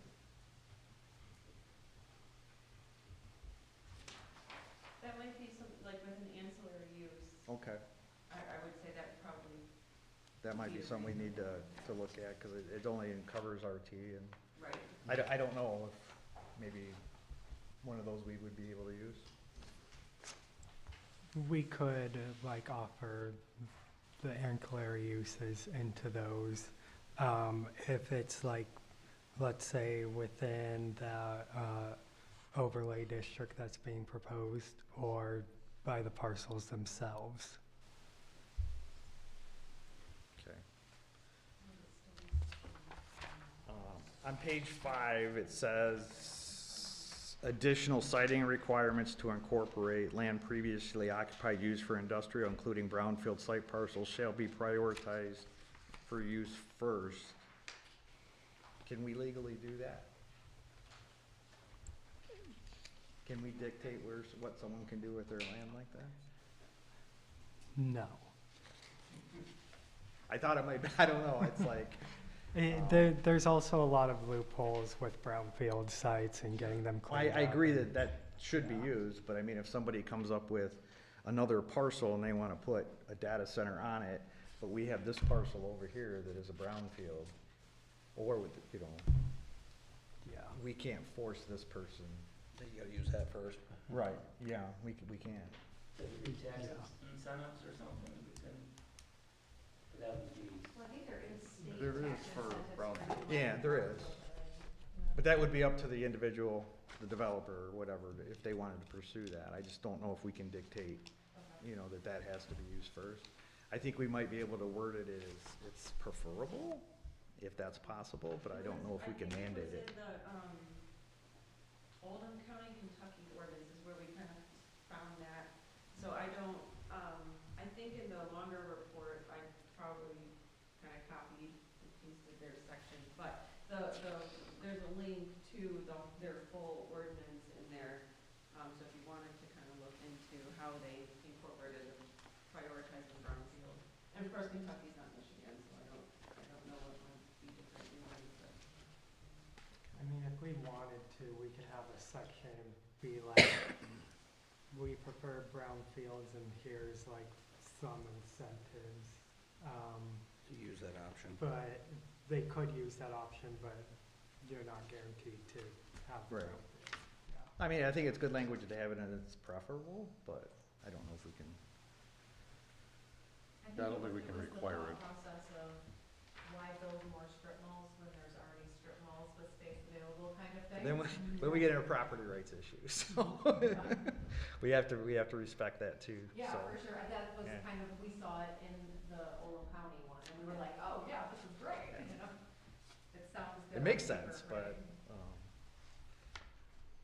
I think I'd like to tackle the overlay issue. Are we in agreement that we want an overlay? Or do we not need an overlay? I like the overlay. You do? Okay. Anybody else The, thoughts? the only concern on the overlay, is there a proximity to power that they could use? I know the Van Gilder site was, the power was right there. I don't know on the overlay district if that if that power capability that a data center, you know, of any of these sizes might be able to use. And if we have a overlay district in, I don't want it to be exclusionary zoning where, yeah, you can put a data center here, but, you know, good luck getting power there. Or, I'm not voicing my opinion one way or the other, but, and I can't really think of a good, you know, a good analogy. But did you guys look at that? We're actually closer located if we use the industrial zone to, a DTE substation that's pretty close to that industrial parcel, our zone already. So when I looked at the original Van Gilder parcel, we were like 3 miles from the Colfax substation. I cannot remember the name of the substation that's like right by our industrial zone, but it was pretty equal distance, a little bit closer, to the one in our industrial. But, so if we shift the overlay, and essentially a data center project down to our industrial, we'd be moving closer to that substation that's near our. Well, there's the, off of Grand River, I think they call it the Cessna station.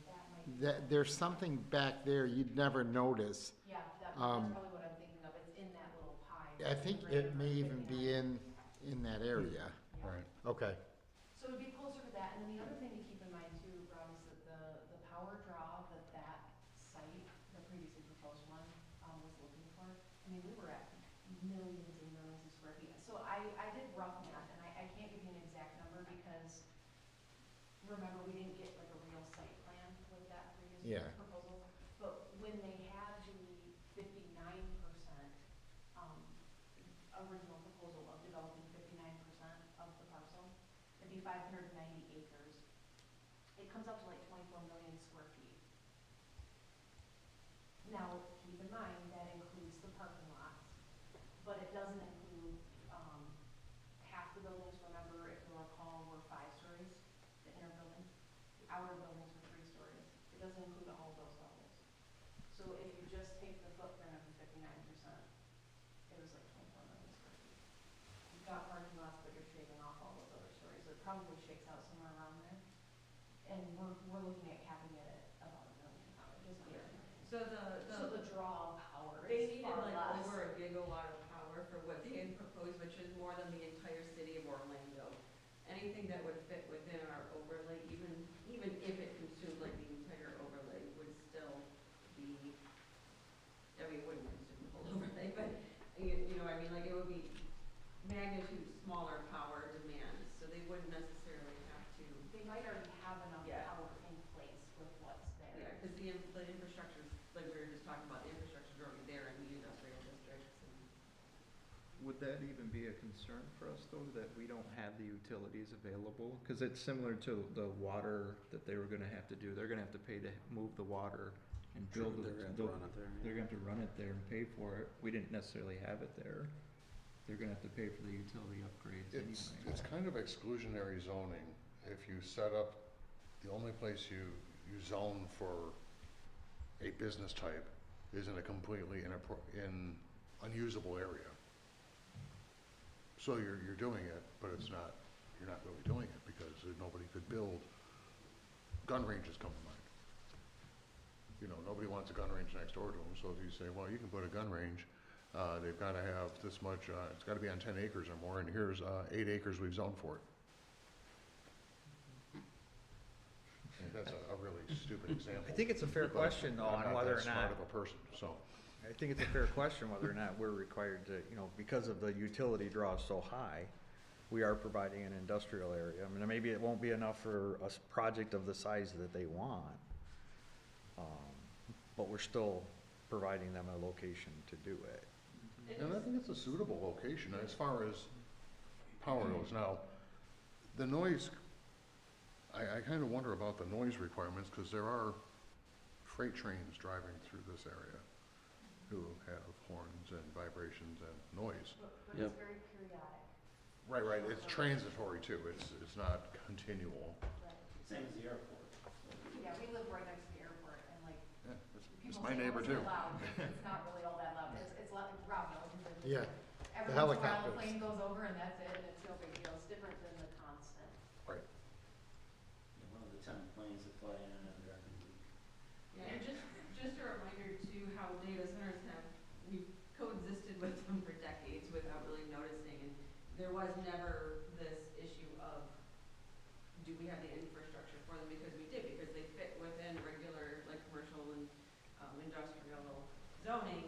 It's really just these new, not just AI, because, you know, they could certainly build a small AI data center that wouldn't consume as much power as Orlando, right? It's that they wanna build these gargantuan campuses full of them, so that's where the pressure on the infrastructure comes from, not just from data centers. Brady, on a planning side of things, any comment? Because I don't know if we're required to put something where, for something like that. So what I can suggest is maybe what I could do is map out where those substations are, and it could inform what that overlay looks like. And but to go back to your question, no, I don't think you need to do that. But there was, the reason why I talk about mapping out the substations is because it could possibly inform that overlay. And then we can say, hey, like, you have what you need. So it wouldn't be necessarily making it difficult. Or that you Tim, I don't understand what your question is. Like, are you It's like questioning the Rob was, overlay? Rob or- was saying, so they need high tension power lines, right? Correct. So the only place that we have high tension power lines is where they wanted to put it, Yeah. right? So. As of now, yeah. So I don't think we're required to make high tension lines available Okay, for that. okay, okay, That thanks. was my, Right, okay, and I think that was the same thing you were getting at, right? That was your first question? yeah, I don't think that's a requirement for us. okay. Yeah, I like the overlay because it's not saying you can't come, because we can get in trouble for that. Sure. But there's gonna be specifics put in place for that, and that way the public doesn't have to worry about where they're building their house, or they know what this overlay is. And so I think that's a good thing. Does anyone see any disadvantages to an overlay? Unless you're the one living over it right now. What's But it's, the, most of it's in zoned Yeah, industrial yeah, you anyway. got the mall what's there the and geographic all those industrial area parks. of the solar, the data center overlay? You can tell we spent a lot of time on that too. The data center overlay, what is that, how much real estate is that in what you guys have proposed? Do you know approximately, and how much of it is empty, vacant right now? Do you know, just a guess? Yeah, so there's I think 32 or 34 acre parcel that is coming to my mind. It's a triangle, Rob, and it's in between like CHI, which is just north of the outlet mall, at that corner, of Grand River and Burkhart Road. And then just north of that little triangle, so it would be sandwiched between the outlet mall and then just north of it is that little industrial drive, and there's already like a mini industrial park. Transfer, yes. Vacant lots in Yeah. there. So between those, there's like a 32 or 34 acre parcel that would, if we limited it to 50% developed, allow 1 million square feet to be built on it. We're capping it at 750,000. Dan and I went through the GIS map. There are some residential homes. Most of them are already zoned commercial surrounding that area. We have one zoned residential that's right between the used car dealership and where the garbage man just burned down. There's one residential home that's still zoned residential right there. Okay. And then on the north side of Grand River, headed towards Fowlerville, we've got like 3 or 4 homes right there along Grand River, just past Old Glory Car Wash, that are still residential. And that's why I had that note in there about if a spot is found to be in close proximity to a very low residential concentration, that perhaps we could consider putting a variance where, but we should have a cap on the residential concentration. Like if there are less than 5 residential homes in a parcel that already meets the correct zoning, like that one does, that maybe we would allow an option for a variance. But I think it's important to put a cap on that. Like you're only allowed to ask for a variance if there's less than 10 residential homes or less than 5 residential homes, something like that. The other side of, to the south, east of that industrial zoning, if you're around Trans West, there are some parcels in there. Did we confirm if we could fit a campus in one of those? Okay, so a campus could go in one of those. What you have to consider about that spot though, is that you've got Jonathan's Landing, which I cannot remember the exact number off the top of my head, but it's somewhere around 250 homes in Jonathan's Landing. So you've got a pretty high residential concentration right there. So that's kind of what pushed us more towards that parcel over by the other one. I don't know how accurate it is. I believe the master plan has an existing zoning map and it notes like vacant parcels are white. And as of that map, there were several in that area that were marked as vacant. Like I said, that's probably a few years old by now, so I don't know. No, I think we might want to shrink that overlay zone. So if we have a piece of property that large, that'll accommodate multiple hyperscale size data centers. I don't know if is there enough room in there for a hyperscale? There's about, ideally, we would probably want to cap it at 2 campuses, right? You wouldn't want to go any bigger But- than 2 campuses, but that's why I had suggested We at have some this, point. if we're providing the space for more. Well, Like, that's why I think. we Oracle should can come in and say, close yeah, I'll buy that our outlet eyes. mall and put up a 5 million square foot data center. That was also, in the Is that chart, full? we had like the distance from one data center to another had to be like, Space them out so that you could only Yeah. fit so many in that area. But then that's why we also suggested like a complete cap, like whatever you guys want it to be, 2 million square feet of data centers total. for the township, something like that. Can we do that? Can we say like, we can't have more than 10 fast food restaurants or something? Because that's kind of, can we limit it in quantity versus zoning as I think the zoning would dictate how much you could have, obviously. Could we cap it by the financial thing that That's- Angela was talking about? Yeah, so that's what we were Yeah. thinking, is that that's the justification for putting the cap wherever you guys want it at, is that it's preventing financial concentration risk for the township. We don't want to put all of our eggs in one basket, have an industry go under and bankrupt the township. Well, I think that's a solid answer. Can we legally do that? Yeah, I mean, there could, there's probably townships in the state of Michigan that farming is, people farming is probably, a huge percentage of their, now, maybe that's not a good example. Can cap it. We can. Yeah, it just has to, you just have to make sure that you're not like capping it to the point where it can't be used, Right. so. I just So don't we wanna couldn't have- say like 0.1% of our township revenue. It couldn't be a burdensome cap. As far as financial taxes go, I'm not 100% sure. But I know like the use of the building itself, yeah, you can't put a cap on As far as like the number of them or the Yes. square footage? that. Square footage number, Okay. distance between the two. How about township wide though? Can you put a cap?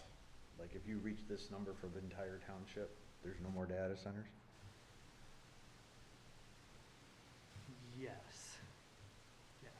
I've seen a couple of communities put caps on other things. I want to say I so- read it somewhere, I just didn't know if it was appropriate. Yeah, no, I think it is. Can there be like a requirement, if somebody wants to build a data center next to a sensitive receptor residential or something like that, that they have to offer the adjacent landowners to buy them out? And it would be, I think it probably would. that be It's forced ancillaries on for them people to that do are in that, business, or? right? Yeah. I mean, Sorry, we can could you take repeat care of the it by making question? a buffer zone between the sensitive receptor and It even makes me if wonder they, how many we already have. and I don't,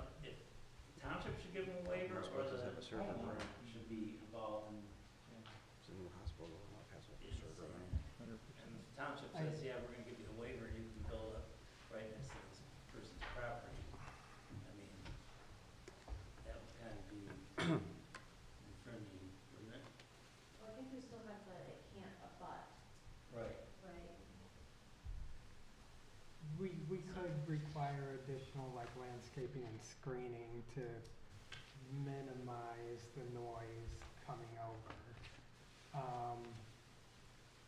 I'm not sure if I understand the question.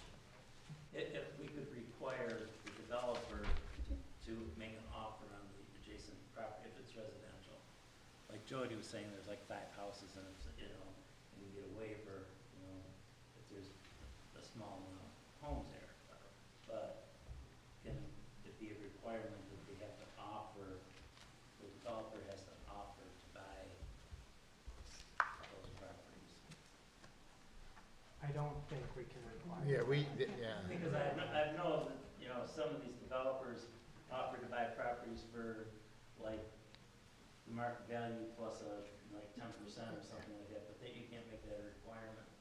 I would, I think that's on them Yeah. to try to do that. I think the developer would, Try to buy people. if they had a residence that was, and I don't wanna say in the way, but was in some of these civics, that would be a issue that they would have to deal with.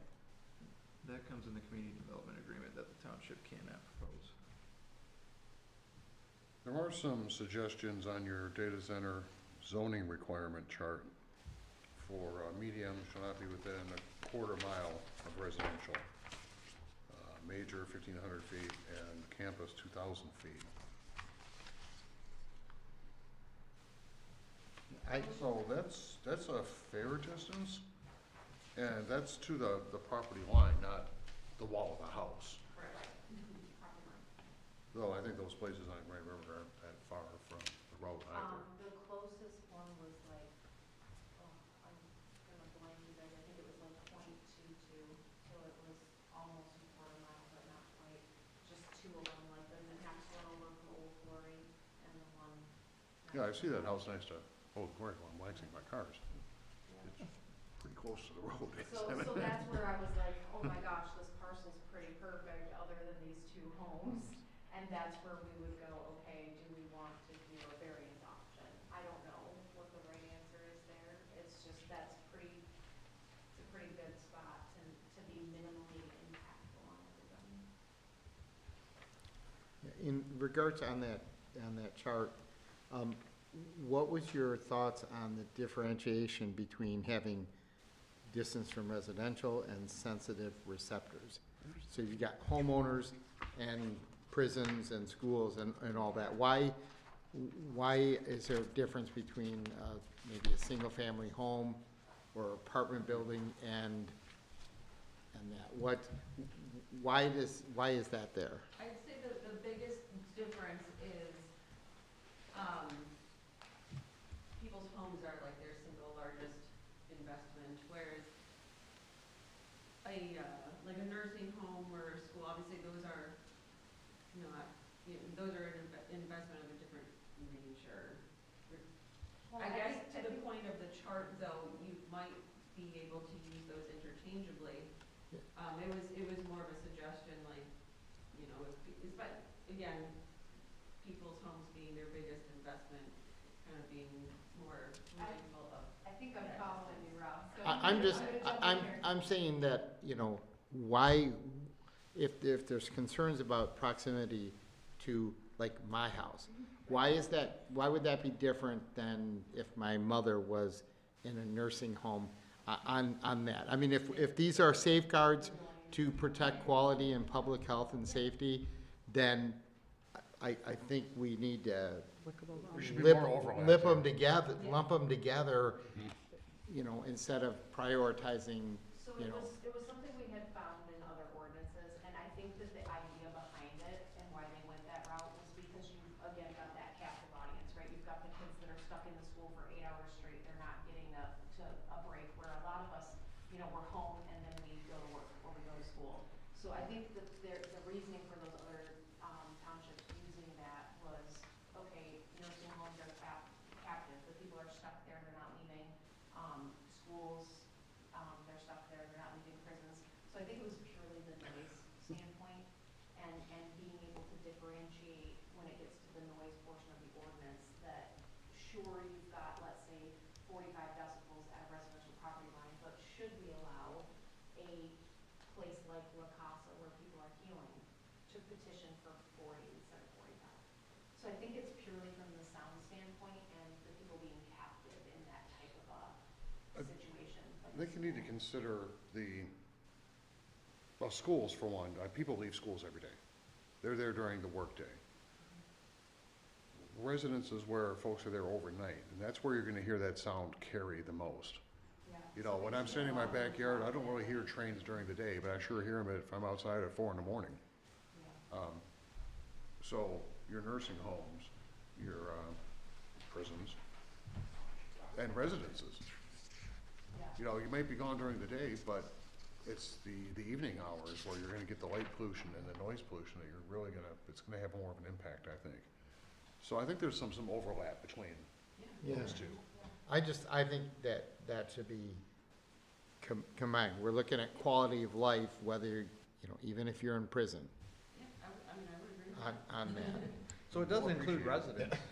It does, sensitive receptors does include residents as long as it's not an existing industrial commercial. So it kind of covers everything. It's even got playgrounds, which.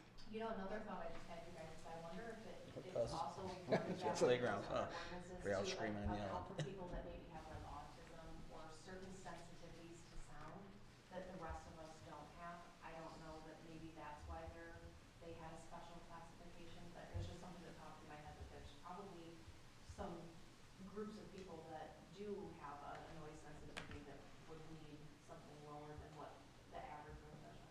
Were hospitals in there? I think hospitals were, but, and I am seeing the residents. Wouldn't that cover it? Yeah. That's what I thought. So then, I somehow maybe combining those, two. And size of these facilities, does the square foot size include things like battery storage? I know on the the proposal we saw had a lot of structures that were battery. Is the intent of the square footage to include those structures and those facilities? So that was something we had talked about, and right now, we do have that in the definitions, that it includes all Okay. buildings and structures on site. That's something that you guys can discuss and decide if it's something you wanna include or not. I do think that you run the risk of having a lot of additional accessory buildings on site, because it seems like there are a lot of little sub-buildings that are needed with these data centers, and I guess the thought for us was with these needing so many, that could very quickly get bigger and also encroach into the setbacks when we get to the desired setback areas and stuff like that. Okay, and our zoning has lot coverage, numbers. Industrial flex is 75%, industrial is either 60% or 75%, and then RT is 75%. If we're not making changes to that, then, if a data center is gonna be, and I think the industrial zoning is appropriate for these. I think when this was done, RT, I picture, like Chemtrend, buildings where they're doing stuff on one level. I've seen the data centers. I did go on that tour down in Ohio, and you think you're in an industrial park. You would say, oh, this is an industrial park. So I like that thinking. And then we also have building heights too, that we currently have in our zoning. So. There's a lot, so with an, I guess overlay or not, with the data center ordinance, you can specify, and we're gonna get to that. Okay. That stuff, yeah. So, yeah, if that's one of the things you guys wanna prioritize, like I said, at the end of the evening time, we're hoping to kind of have a direction so we can start gathering all of that. Yeah, setbacks and buffering's gonna kinda. It's a whole nother Yeah. meeting. And, the setbacks from residential, we would want to make sure, is it the property line and not, you know, not the actual house or anything. So if someone looking at a piece of property, they can, you know, it wouldn't impact them on where they can build their house or where they want to build their house. It would all be defined by the property lines.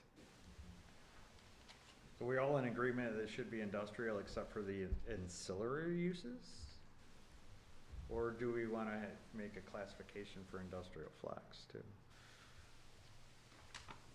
Just trying to keep on track here, the three things we're supposed to get. Well, I think like what they. I think the large one's industrial. I'm good with the industrial but I think when we get down to the smaller, the ancillary uses, I think we need to make exceptions for. I like that percentage of, because, you know, we don't know what the future is gonna hold. You may have, you know, you might have some of these things in stores and things. Yeah. There might even be that now. So, and one thing I noticed, the terminology, you guys are using special use permit, and we have in our zoning classifications, if you can build this here, and if you want to build something else, it comes in front of us for our review, and we call it permitted principal special uses. So I don't know if, is the terminology that they're using, it doesn't seem to. That's what we intended. Oh, okay, just for that, because we want to keep some consistency. Yeah, special use, whether, whether. Yeah, in the city of Howell, it was special land use, and ours is called permitted principal special uses, right, Jonathan? One of the things that I wanted to say, like, when we start compiling this and actually writing the ordinance, like, I caught a few things that were worded differently, like zoning officer instead of zoning administrator. So I already made like those notes to make those small word changes before they go into the actual format. These, the ancillary data centers are dedicated to a purpose. Sure. So, they're not standalone. They're in the building. Yeah. Well, they're in the building, an auxiliary building. But they could be in a different zoning. Sure, but it would have to be well, it'd almost be a special use permit. I want to put up a large mall, and we need a data center to provide IT services for these 95 stores. Yeah, or something. So you would add more classifications, Tim, on zoning district for the ancillary uses? Well, I don't know how we would, I don't think we should exclude it if it's an ancillary to their business. it would just be part of their site plan. Would be, we're going to have this business here, and for this business, we need a 8,500 square foot data center out back. So like That's got it. citizens, you know. So the way we had it worded for the ancillary use was it had to be not a separate building, like part of the primary structure, but can only be like up to 10% of that footprint of the primary building. So if it's going in a hospital, their data center to support them can be up to 10% of the total square footage of the hospital. Do you feel that should be limited to a certain zoning? Not necessarily, I think we had RT listed because that's kind of where we all started Right. with this. Yeah. But I think, you know, universities, like I mentioned, use them a lot, and I'm guessing those probably have other zoning designations. I think the only zoning it may not be appropriate for would be what? Resident, as SFR and AR, maybe? Multiple family? Yeah, MFR. That's what I was thinking. So anything but residential. Opening it to all of the. Just for districts except ancillary for uses, residential. right? Just only ancillary though. Yeah, and if it's Okay. internal to the structure, then that's just part of their site plan. But Not a big deal. we would probably want to include it in industrial and IF too. On that, broaden that so that somebody would need to follow the footprint of 10% less, but they could do it in RT, NSC, industrial flex, or. So did we get the zoning done? The zoning part done? Yeah, we're schedule the public hearing next month. I don't know about that one, but. Oh, next month? Jeez, you know. But thanks for all of this stuff. You know, we spent a lot of time on ordinances, before we had a great audience here on things. So it helps. Things take time. It's a group effort, and, you know, we want to make this as close to being right as we can. So we appreciate you guys doing all this stuff.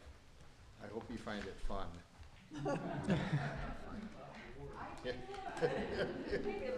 It might be a little dorky. Yeah. So we had the definitions, the zoning, and what was the third one? Help me out, I'm drawing a blank. Are we good with the definition? It's, additional things. Yeah, are there any other definitions we see that need to be added on here? I did have one thing highlighted on page 2, high-low use. Refers to an industry or business with higher than average consumption. Like, what is average consumption? High-load use is a term that's typically used by utility companies, and it's to classify any of their businesses or customers that have a higher use than the normal customer. So it's gonna be somebody who consumes a lot of power or somebody who consumes a lot of water, and it's just a term that's used for high consumption businesses. Okay, is that quantifiable? Or, you know, is somebody gonna be saying, well, we don't think we're high-load? We haven't seen it quantified in ordinance definitions. No. Okay. The only thing that, I think I had it in there on a page, and so I threw the definition in there, and it was basically like, in our industrial zoning, we wouldn't want to overwhelm the industrial zoning with high-load uses, right? So that's not the intent, is to just let a whole bunch of high-load uses like cryptocurrency or data centers to be piled into industrial, and that's why we had the spacing distances. So that's the only reason why, that definition is in there, Rob, is because I happened to use it when I was referring to not wanting to cram a whole bunch of high-load uses into Okay. industrial. And then I can't say as I completely understand all the decibel sub, on there. I know I have talked to residents that have kind of offered input on different decibel levels, make sure you're using the right one. I So don't, for low frequency sound, which is typically what's generated by data centers, if you do a sound audit, DVC, it's a weighted wavelength, and that's really the only measuring that's gonna pick up that low frequency sound. okay, So if you have a noise audit done and it's only looking at dBAs, which is what we're all familiar with, it's gonna look like we don't have any sound going on, it won't register the sound. But when you have an audit done where it's actually looking at that C-weighted, audio wavelength, that's when it'll pick up the low frequency sound. which one of those is typically used, or all of them? So when we get to the noise stuff, we'll dive more into that. So like these definitions are just things that we know off the top of our heads are probably gonna be useful. We weren't necessarily intending you guys to like, yeah, let's. Oh, okay, totally okay, add things. okay, It's more like a working list. okay, So I have, usually for the sound studies, they do talk about measuring both and, Even there's also Yeah. Z-weighted, wavelengths. So if you're getting real technical on the noise, and you kind of have to with these data centers, just because that's they're one of the low biggest issues. frequency. You're gonna wanna make sure that your noise impact studies require whoever's conducting them to have the full range of decibels being measured, not just dBA. Typically, when we talk about noise, especially with industrial, it's just dBA. And we gotta change our thinking on that, and then make sure that the noise impact study encompasses all of those wavelengths.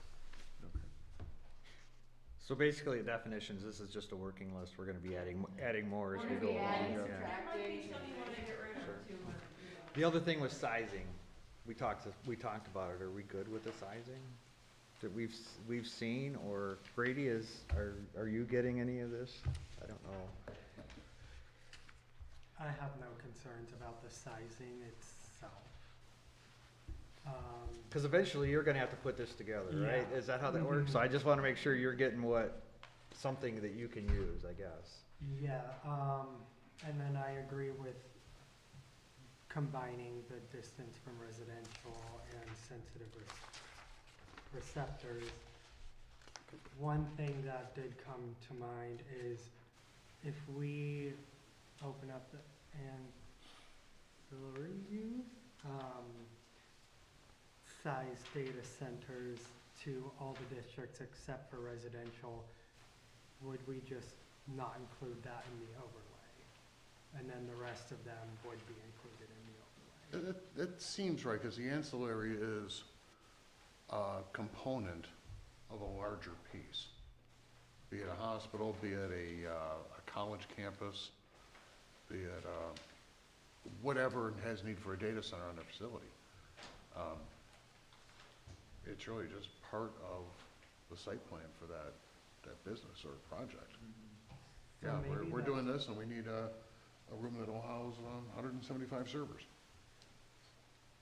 So should that just be its own section then, rather than, like its own section within the ordinance amendment, rather than lumped into this table, since we're treating it a little differently than minor, medium, major, and campus?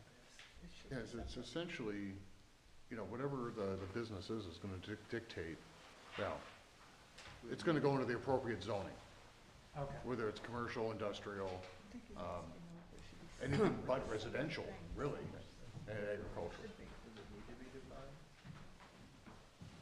I don't, that's what we're saying, Because a business would have to be defined, that's gonna use it, well, it's, so it wouldn't have to be. yeah, if you're gonna put up a business, it's gotta go into the right zoning area. Yeah. Or a factory, and these just may be businesses or factories that also have a small in-house data center.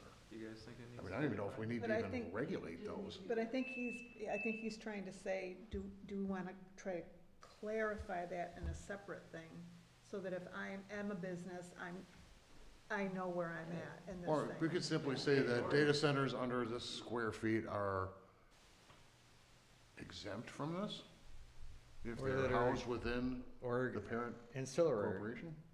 Yeah, If they're part of the business, but I think we need to clarify it Okay. somewhere. Yeah. It could be defined, but then it's not. If it's accessory to Yeah. the use of the business or for the use of the business.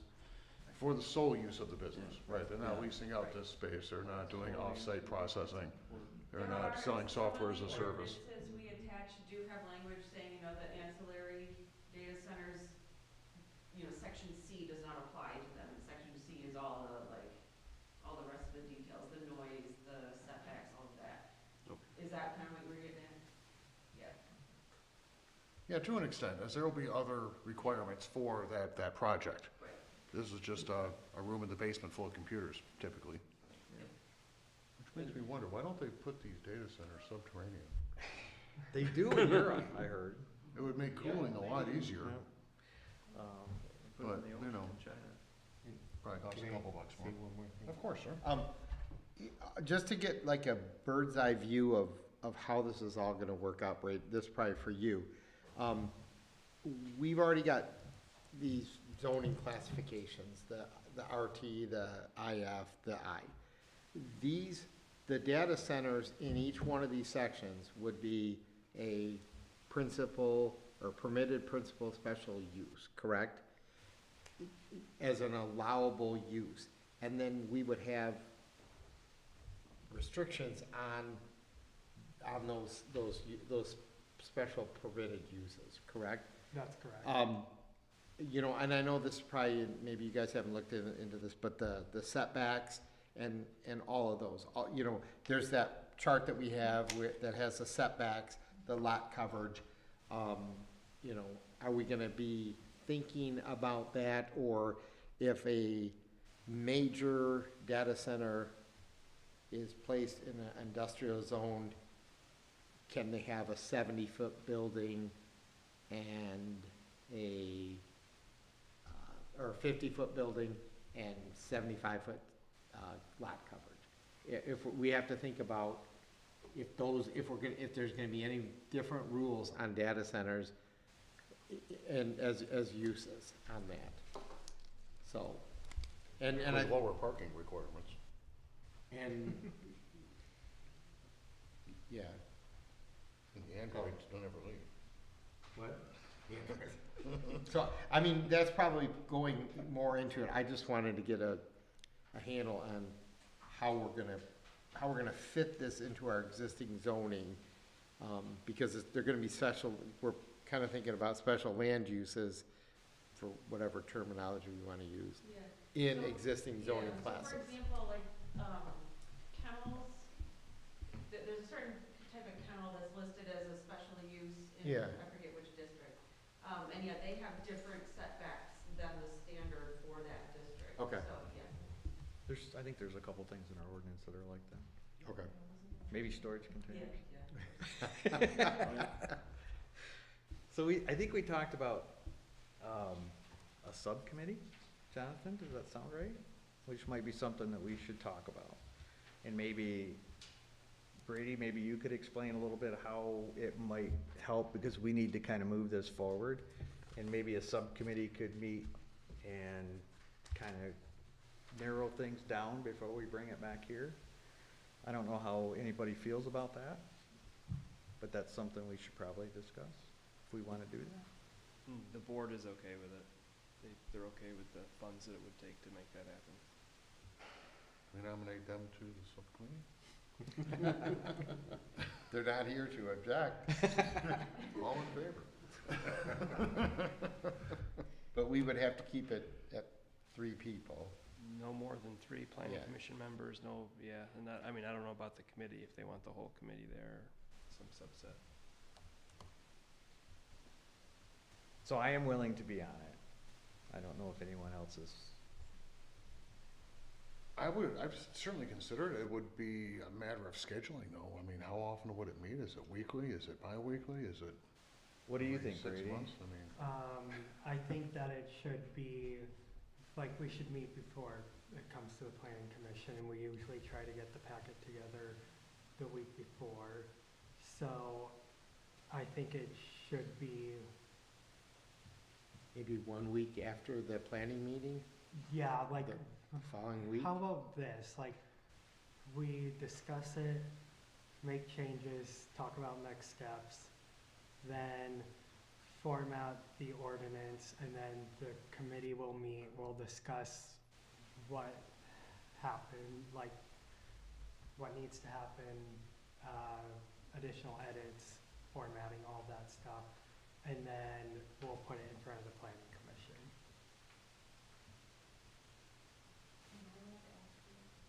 So when you say, put it into the ordinance, do you have like a working copy and we're like adding sections as we go? Or are you envisioning each section being its own ordinance that gets submitted? It's a working copy that will stand on its own. Okay. Yeah, so, So like after tonight, do you have enough to cover these 3 areas, you think? At least make a rough draft of it? yes, Which is, I think, what we're trying to do here. So if I'm understanding right? correctly, because this is the main question that I have, we're doing the overlay with the table on 2, modifying that table, and then we are doing ancillary data centers as all zoning districts, but it has to be part of a business. Sole use. Yeah, Business like a, use, yes. Yeah, sole use, be it a business, a school, hospital, it's. and we kind of say accessory, but I don't know if that's the right, They we can't use run it like an out. accessory. Right, yeah. Okay. Did you wanna look at the map one more time, the overlay map that was proposed? You mentioned tightening the touch. I think if we are agreeing to the overlay, I think we need a bigger copy, and we need to, maybe when we start getting into setbacks, maybe we'll be adjusting that a little bit. I think we're just agreeing that there should be an overlay. I can Yeah. bring a draft.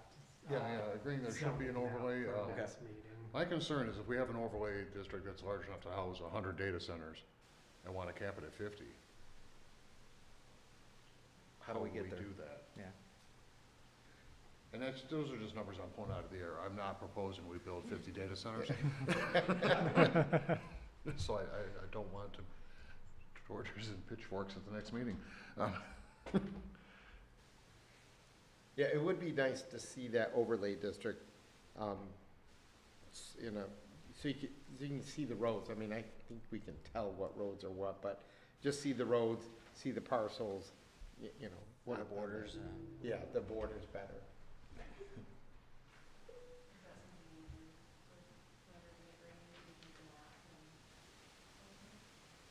Yeah. The light blue is what they proposed, the dark blue is where there are homes. But I think it might change if we start talking about setbacks and buffers and things like that. I mean, I think we'll have to look at the surrounding areas and whatnot. I could also like do a map. I could put together a map showing the overlay and then potential conflicts with the surrounding designated zoning areas. And that could also inform what that overlay looks like. Those dark blue are residential. Okay. I know they're hard to see, I can't find my mouse. This is a house, that's a house, that's a house. Actually, Is that there's Jonathan two Lipsman? here, there's two here, there's one there.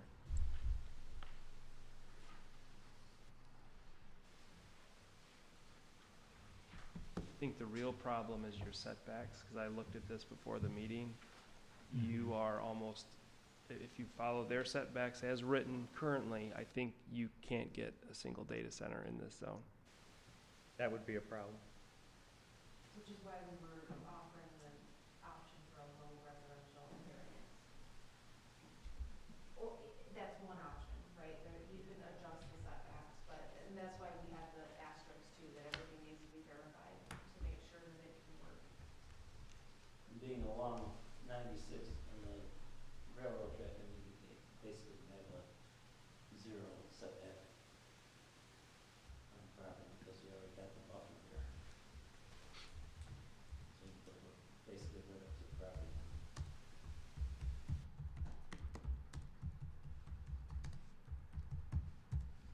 Jonathan, is that house on Grand River, that's the Seven Gables house, right? The brick one? The, I don't know what you call it, it's the historic one. it has, I think there's a Right next plaque out there that Yeah, says. right next, Yeah. Hinks Welding is right next door, that's Yeah, that one. is Yep. that an official historic, or is they just by the plaque? No, you have to go through a process to get those. Okay.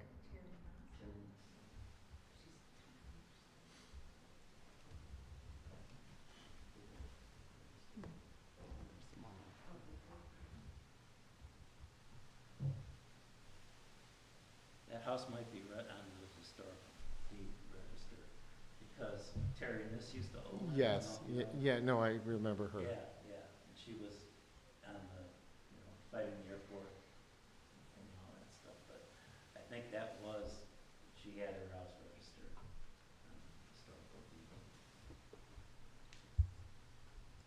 But it would be good to, if somebody couldn't do something with that, that could be a problem creating an overlay district.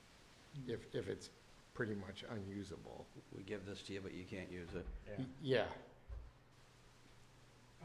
Well, such, it might need to be adjusted. yeah. Or maybe some of the setbacks might need to be considered. Well, one of the requirements is it shall not abut and be this far. Which obviously we can adjust that, it's not cast in stone. But shall not abut is pretty solid for residential zoning. Yeah, but some of these distances are a quarter mile and a half mile. That's a lot. A half mile is not much in that area. Yeah, if it's gonna be in an industrial area, I don't know if you're gonna need those huge setbacks. Yeah, if there's not a residential parcel next to an industrial parcel, then that isn't a concern. So I'm looking at the future land use map right now, and all the properties that are in question are currently planned or designated as industrial flex. I don't know if we want to take that into consideration too. Is that the industrial, what's that one? The red, Yeah. that's just if you take the 2,600 feet or whatever, Oh, okay. 2,000 feet, you start drawing it off Burkhardt lines. Ridge, isn't it? Yeah, that's just the edge of Burkhardt Ridge. Would there be an exception there, cause the freeway's running in between that district and Burkhardt Ridge?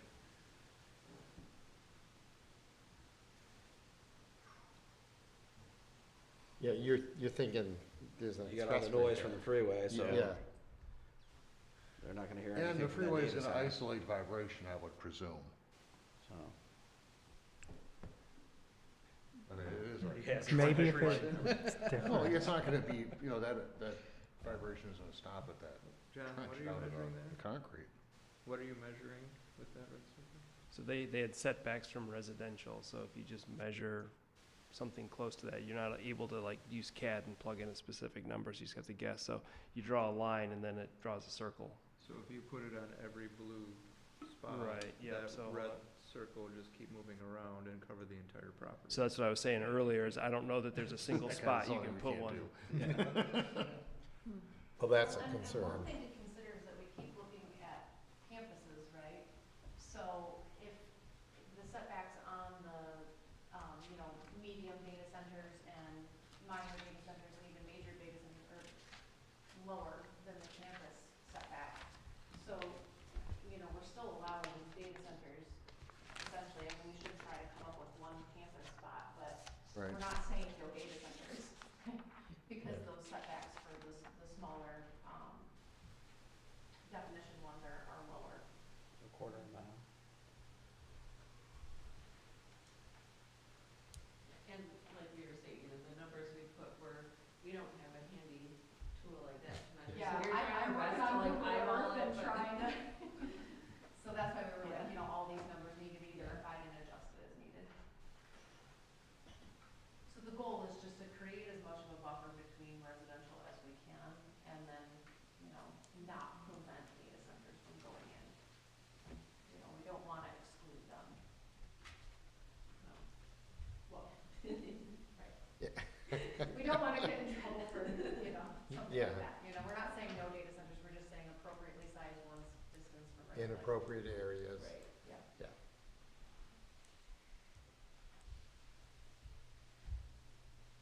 Do we have any industrial areas other than this in the township? Yes. It's not industrial, I believe it's industrial flex. Up on Thule Road, all of that. Yes, Yeah, yes, for boo. engineering. You have this. Huh? And that's one Sorry. of the reasons why This. we Sorry. like the overlay was because there are some of those other parcels and then you start getting out into Spots that on the residential area. area. And keep in mind, there's 36 townships in the county, and if everybody wanted to put data center in, it'd be like Take 16 16. townships, or 16 townships in the county. No, the Livingston County has 16 townships, Oh, two villages and 2 cities. Now I'm following.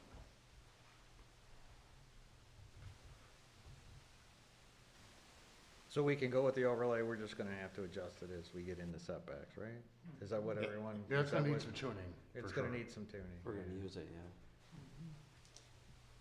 So that's where all of our industrial is, Makes so complete we got sense, but industrial that's- flex other places, but that's the only place we have industrial, right? I mean, you've got those other red spots, but you're into a higher residence around them. You got the Crane place. Our master plan calls for it in the I-96 corridor, which that is, also fits there, so. Is that red one? That might right- be industrial too, by the look of it. What's that big red one? This one? Yeah, That's Vern's place. is that, okay, that's the wheel plant? Yep. Okay. And you've got residential right next, that's, Residential here. that's and Grono's there's place? residential here. And that property's right Yeah, I mean, Papa Lane comes down like this.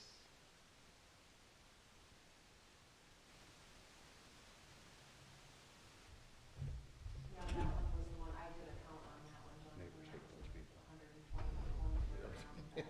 The Tudor Road property. Like right around the Casa. Oh, for this rezoning? Yeah. So I actually have a count on that one in my head.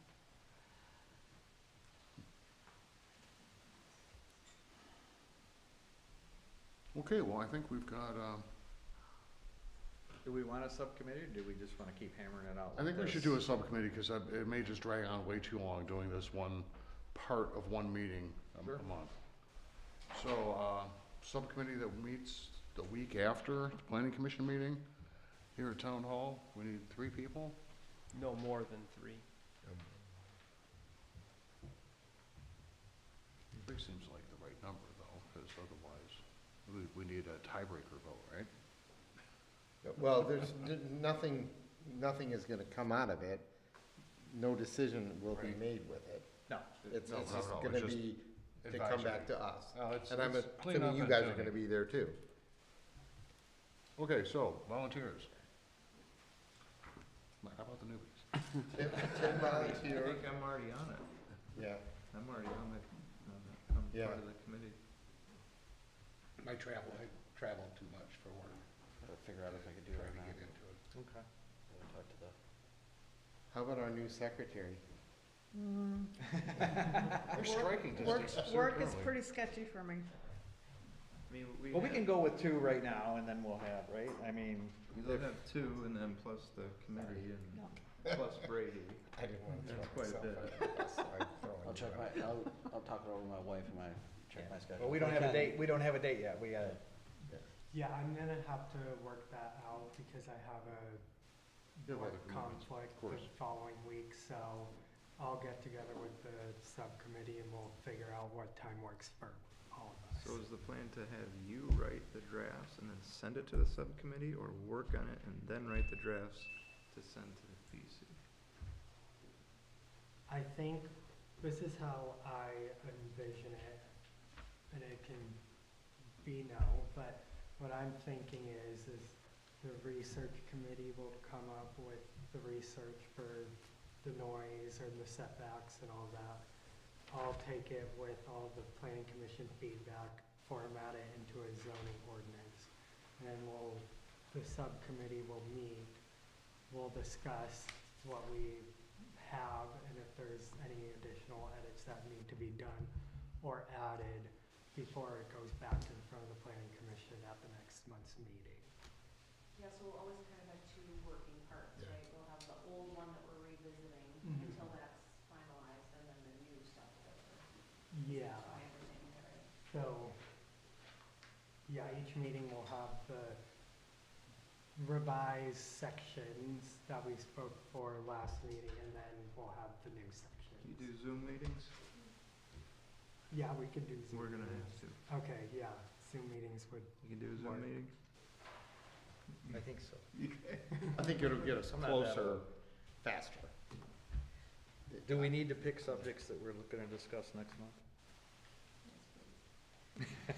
Please give us. We're there, we're finally there, right? Ideas? Brady, what would you like to see? We gotta get the setbacks hammered down and definitely the setbacks, getting that, building heights. and- Setbacks and Building heights. yeah. Yeah. Buffering and landscaping. No, that's not a high I priority. feel like I the feel we should noise, prioritize the really impactful stuff. I'd like to see noise, water, electricity, Like Bad- hammer out the big ones. and Utility then it'll be usage. like Utility a downhill usage, slope sure. from there. the generators on site and fuel storage on site, I think are big deals. Yep. I agree with that. You know, when it comes to water usage, I'd like to avoid any building of their own wells. 'Cause at that point, we have no idea how much water they're pulling out. Or if they're pulling it from M-Hog, it's metered. ordinances require them to have municipal water. Yeah, and in all that area, it's they probably can't put a well. If they can be serviced by municipal water, you can't put a well in, right? That is correct. Yeah, so I mean, that might, just with the zoning, it might take care of that. So Rob, one thing that came up at the last board meeting, which is kind of a big deal, MOG just found out that after their water study, Mr. Count said that any data center that wants a million gallons a day is gonna have to have a direct hookup to the water plant, wherever the water's coming from. That's a huge undertaking, something else to consider. If they need a Right, million. a dedicated, service line, Yeah. force main, yeah. Which I think that might even be closer to the would be. plant than Gilda's property or any other. Under the That's- freeway. Is that The real problem is there's only one line that goes under the highway, Okay, and that was the choke point okay. What was that? John? Where's the water plant? Okay. in You said Marion there's only one Township. It's, water line under the freeway. Norton and Amos, Essentially, isn't it's it? like right down here. On there, okay. Yeah. But that is, yeah. So are we gonna take 3 subjects or 2 subjects next meeting? And which ones are they? Huh? Well, I said, I guess it depends on what subjects, and we'll tell you how much we think goes into that, those 2 or 3, and whether they. Well, we decided on setbacks, right? Because we kinda need that to talk about the Overlay. overlay. Okay. So, do we wanna take on more than setbacks? We, But the building heights, building heights too? yeah. Okay. And I think it might be helpful, do you know building heights of some of the buildings in the industrial parks? That, you know, cause it always seemed crazy to me that we had building heights of 70 feet.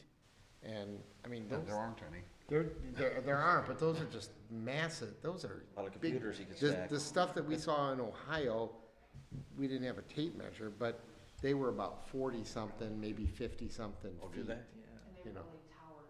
Yeah. Our RT zone has 70, right? And, You brought yes, yeah. Depends on whether or not they're gonna use cooling towers. If they're gonna use cooling towers, they're gonna want 70 feet everywhere, instead of having it inside the plant where people are picturing. It's gonna go up. That's Well, how they cool it. And, It's a slower, the Well- footprint is smaller because it's higher, so they can do it high, so you gotta watch how big that's gonna be, or you're gonna have smokestacks everywhere. that's a good point, Where they have because their our ordinance say water holding building tanks heights, and- maximum building heights. If somebody's got a cooling tower that they wanna put up, Yeah. I don't even know how, Brady, I don't even know how we would address. It'd have to be an You know, all exemption, that, or it'd have to be a special use. We've That's a good seen some ordinances with, that address, cooling equipment and water towers and stuff too, so we'll definitely look into that. Okay. What facility is that, Jonathan, that you're, got It's 43 data feet? pack. That's which one? The data pack. Okay. I didn't see a single one that was over 50, because they're all pretty short. The other one is at the front of Trans West, was just over 40 feet. That big cold storage building, how tall is that? Which one? The first one, This right one? when you go into, yeah. Can you tell from that? Yeah. Pretty cool.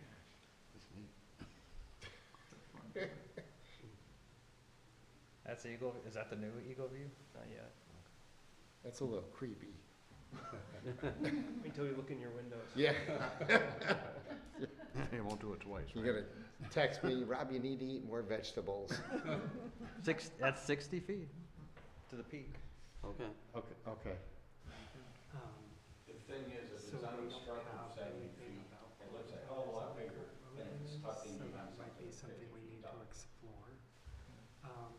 However, windmills are capped at 70 feet.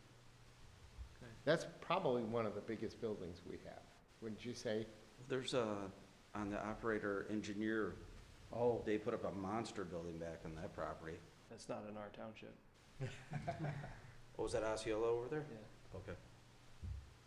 Wait a minute, which operator engineer, is it that training facility on? Yeah, way back, they put a building we'll back get off that of by next. Fisher, Approved Okay. expansion, I'll so. make that's myself his sick. township. Are we looking at building heights? We had to do something on the road, didn't we? What's that? I think they hooked into our water, They tied into Fisher Road. yeah. Are we looking at building heights this next? I think it's something Building we heights should and start looking at. Okay, so Brady said that, cooling towers are not defined in terms of amount of height, but we. They're would not know- defined, period. So we might wanna define them. Yeah. Yeah, we can define So cooling towers we not be could over add, 40 feet. Cooling towers, look into that. I don't think that's a very efficient option though. would go with, I don't, some sections talk about it in water, Just checked out the operators, I didn't know it was that Some big. ordinances have like, whole sections just dedicated to cooling systems. Some separate it out into water and they put the water towers in the water section. Brady's got it, you got it. But this is a kind of a first usage that has massive cooling needs. So, you know, I don't think we've ever seen this in anything else that we have. I'll have to try and get you guys an aerial image of New Carlisle, Indiana. That's a campus that's pretty similar to what was originally proposed here. And the only reason why I bring it up is because Yeah, it's a big ass building. roofing it, and so, I hear about it a lot. But, CNBC did a news piece on it, and they actually flew a drone, because right now everything's classified, it's an Amazon facility, but it's all classified. And in this news article piece, or news, video piece that they did, they flew a drone over it, and the amount That's what they built it for, that rooftop they could take their fans excavators out and there cranes on in this there. are mind-blowing. So I've done commercial roofing for most of my career, and I get on big buildings, like the Outlet Mall, I've been on that more times than I can count. But these fans, these stacks are like 24-inch stacks, and there are thousands on a building the size of, you know, one of these.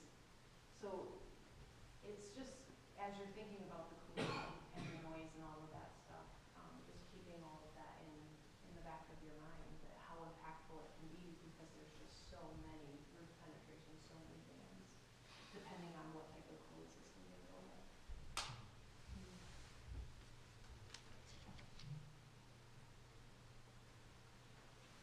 Okay, Good? I'm feeling pretty good. Yeah. did we get All 3 things people? considered.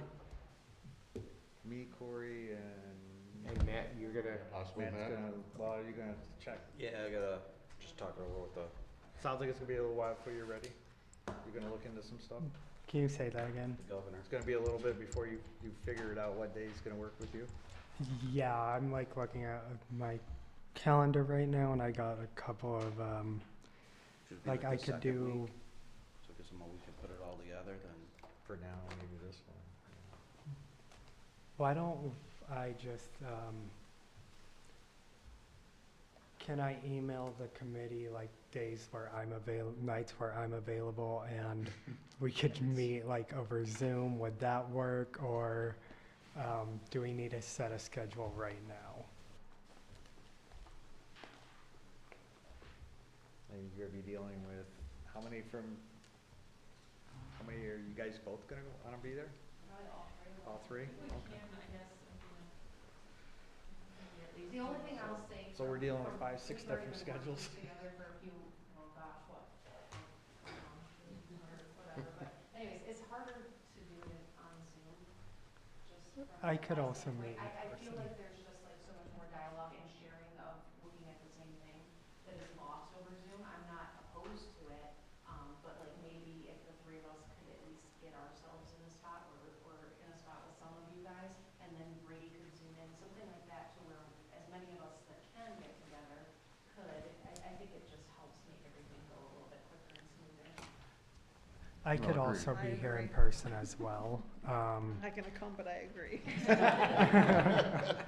Tim, can we do this with, I mean, we're gonna be, Brady's gonna, obviously, is not gonna be doing it for free. No, can- so He's Jonathan not?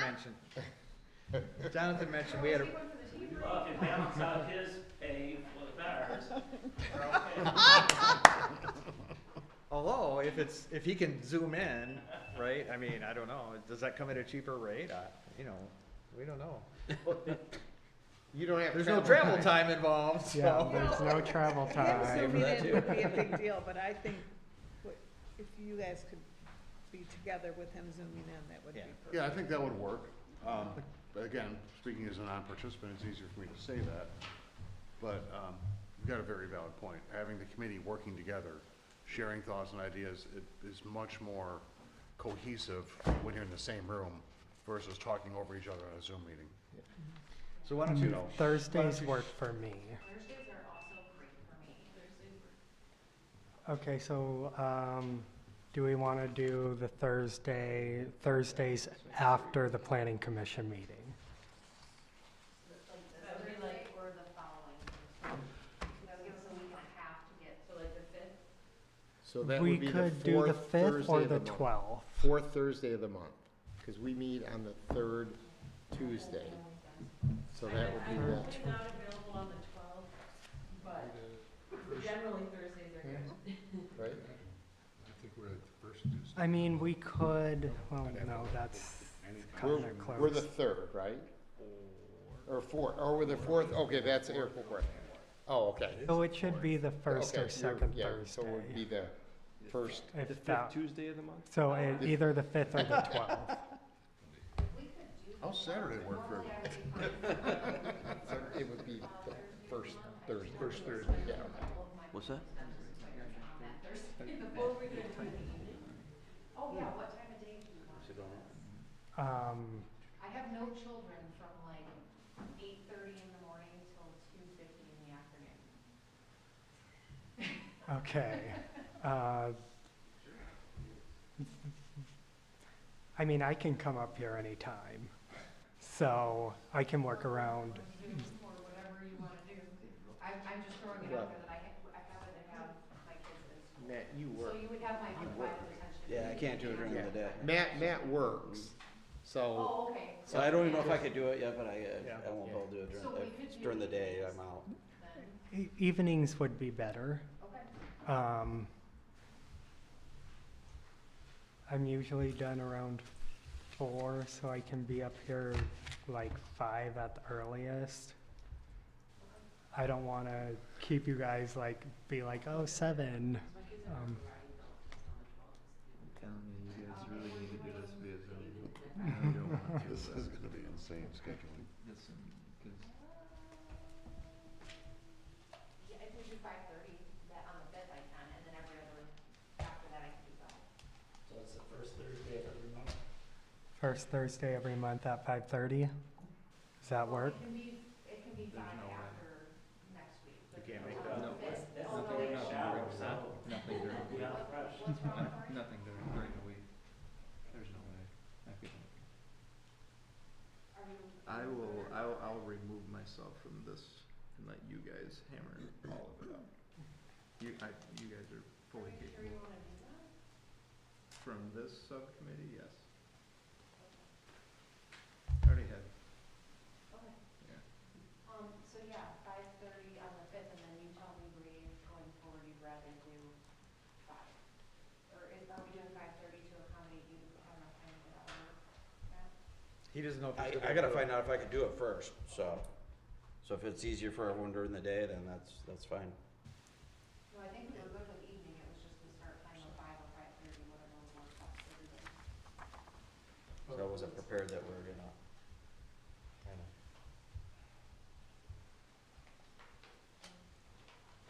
No, we're getting kind of put on the spot here, Matt. I get that. Yeah, but I mean, so at this point, I mean, how much can we get done? I mean, if I'm gonna be the only one from the PC on it. And Brady, Well, didn't Wayne say he wanted I don't, you wanna be on it? I think you did. Sure. Oh, did you? Oh, okay. Yeah, I'm okay, sorry. I can be on it. I Well, can't then never start mind. We can all before do it. 5:30 though, because I'm in Lansing until 4:30. Okay, so 5:30 would be good for you? And if we have 2, I think, I mean, if anyone else, 2 would be fine if Yeah. Matt Okay. can't, all right. if Matt can't. I didn't know that Wayne had put in. No, I can do it. Okay. But if anybody else wants, I'll I'll text step him, let you know aside. then All right. Next week. So we're talking the 5th I at know I missed 5:30. March already. The I don't 5th see at people 5:30? wrestling. Okay. Yes. Next thing? What's that, Tim? Next thing? I think that's the How thing. about, Wayne, just to go off track here, your email idea? Oh, that's right, I did have, Maybe we can ask Jonathan while he's sitting here, if it's. yeah, Jonathan, it occurred to me for FOIA purposes, it would probably be really beneficial for all township staff and employees to have a township email address, so that any, email searches can just be done right here by one person versus my personal cell phone being at risk of subpoena and seizure. We discussed it, we haven't gotten anywhere with it.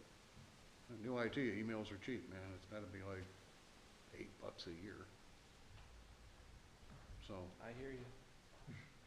just for the record, I'll bring it up again. I'm gonna say it now, that after each email is sent to me is read, I delete it.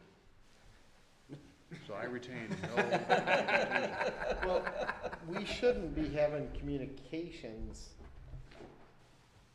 as a group Correct. to, we get the link to the packet and. Well, that's but- right. All But the- any discussions outside of a meeting are not. It's an OMA violation, right, but that's when I get the FOIA request, Well- I say anything you've got pertaining to data centers, well, everything I've got is on the public website, but I've got to send over those emails and say, hey, here's the info on the data center meeting, or whatever the topic is. So if all that was on the same server that an administrator here at Town Hall had access to, I mean, there's not gonna be any secrets in, chairperson, PC chairperson at howelltownshipmi.org. But we don't have an administrator that has access to everyone's emails, so That's easily even if you, addressed, though. no, we would not have that. So even if you had a township issued email address, you would still be required to look through them and provide them under FOIA. Forget I said anything, I'm just gonna delete them after I read them. Nobody ever checked. No me. history. Thanks for reminding me of that, Tim. Sounds like a good idea, but apparently it Wayne brought wasn't. up a good point that now I have a question, sorry. So if we've got a subcommittee and we're supposed to discuss something, do I need to send everything that we're gonna discuss at that sub-meeting to you to send to them? I How mean, does that work? the zoning's gonna be involved, whether it's me or Marnie or both. So, yeah, I mean, the communication will run through the township. Okay, so send everything to you and ask you to send it to the other subcommittee members. Okay, thank you. And thanks again for you guys' work. We're gonna double your pay.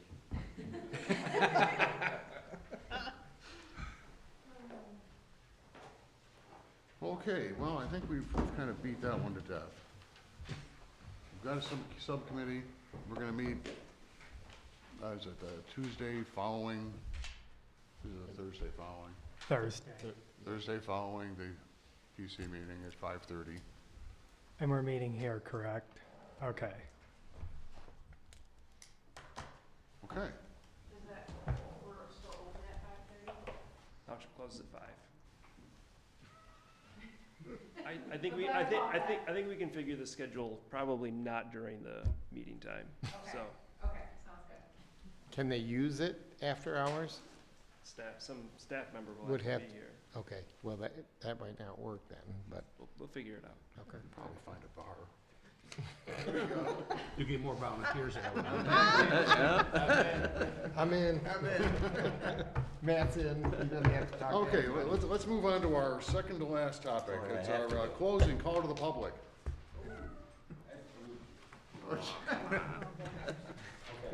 Just wanna go home. I'm so tired. What time is it? Thank you, I just don't say. Those are the decibels. If you wanna know what it sounds like, that's what it sounds like. The next thing up here that I'm gonna talk about is this is put together by all of these groups. They're all environmental and or hunting groups and or people who are trying to make everything better for this world, okay? I'm a member of half of them, plus things like Ducks Unlimited, the Rocky Mountain Elk Foundation. I'm a member of a lot of stuff. Data centers aren't I on have that asked scale. all of these people to get together with me and put something together so that everybody understands thoroughly what's going on. So what they've come up with is an energy development and land use for fish and wildlife, okay? And what this does is this tells you the cost of electrical power to fish and wildlife habitat. Okay, as you guys probably aware, we've got all these drains that go into the Red Cedar River and they go into the Shiawassee River. And what this has done is they've put together a group of things. The block size, the group represents the amount of square meters it takes to develop 1 megawatt of electricity.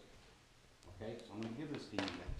Every one of these shows you how much land it takes, and then there's a pro and con underneath here that lets you know this is what it's gonna take. So, nuclear, has anybody even discussed nuclear yet? I haven't heard anything about it, okay? Then you've also got natural gas. Natural gas is 3. And then you've got geothermal power, that's 3. And then you've got rooftop distributed. And basically what this is this is where you're putting the solar panels on your roof.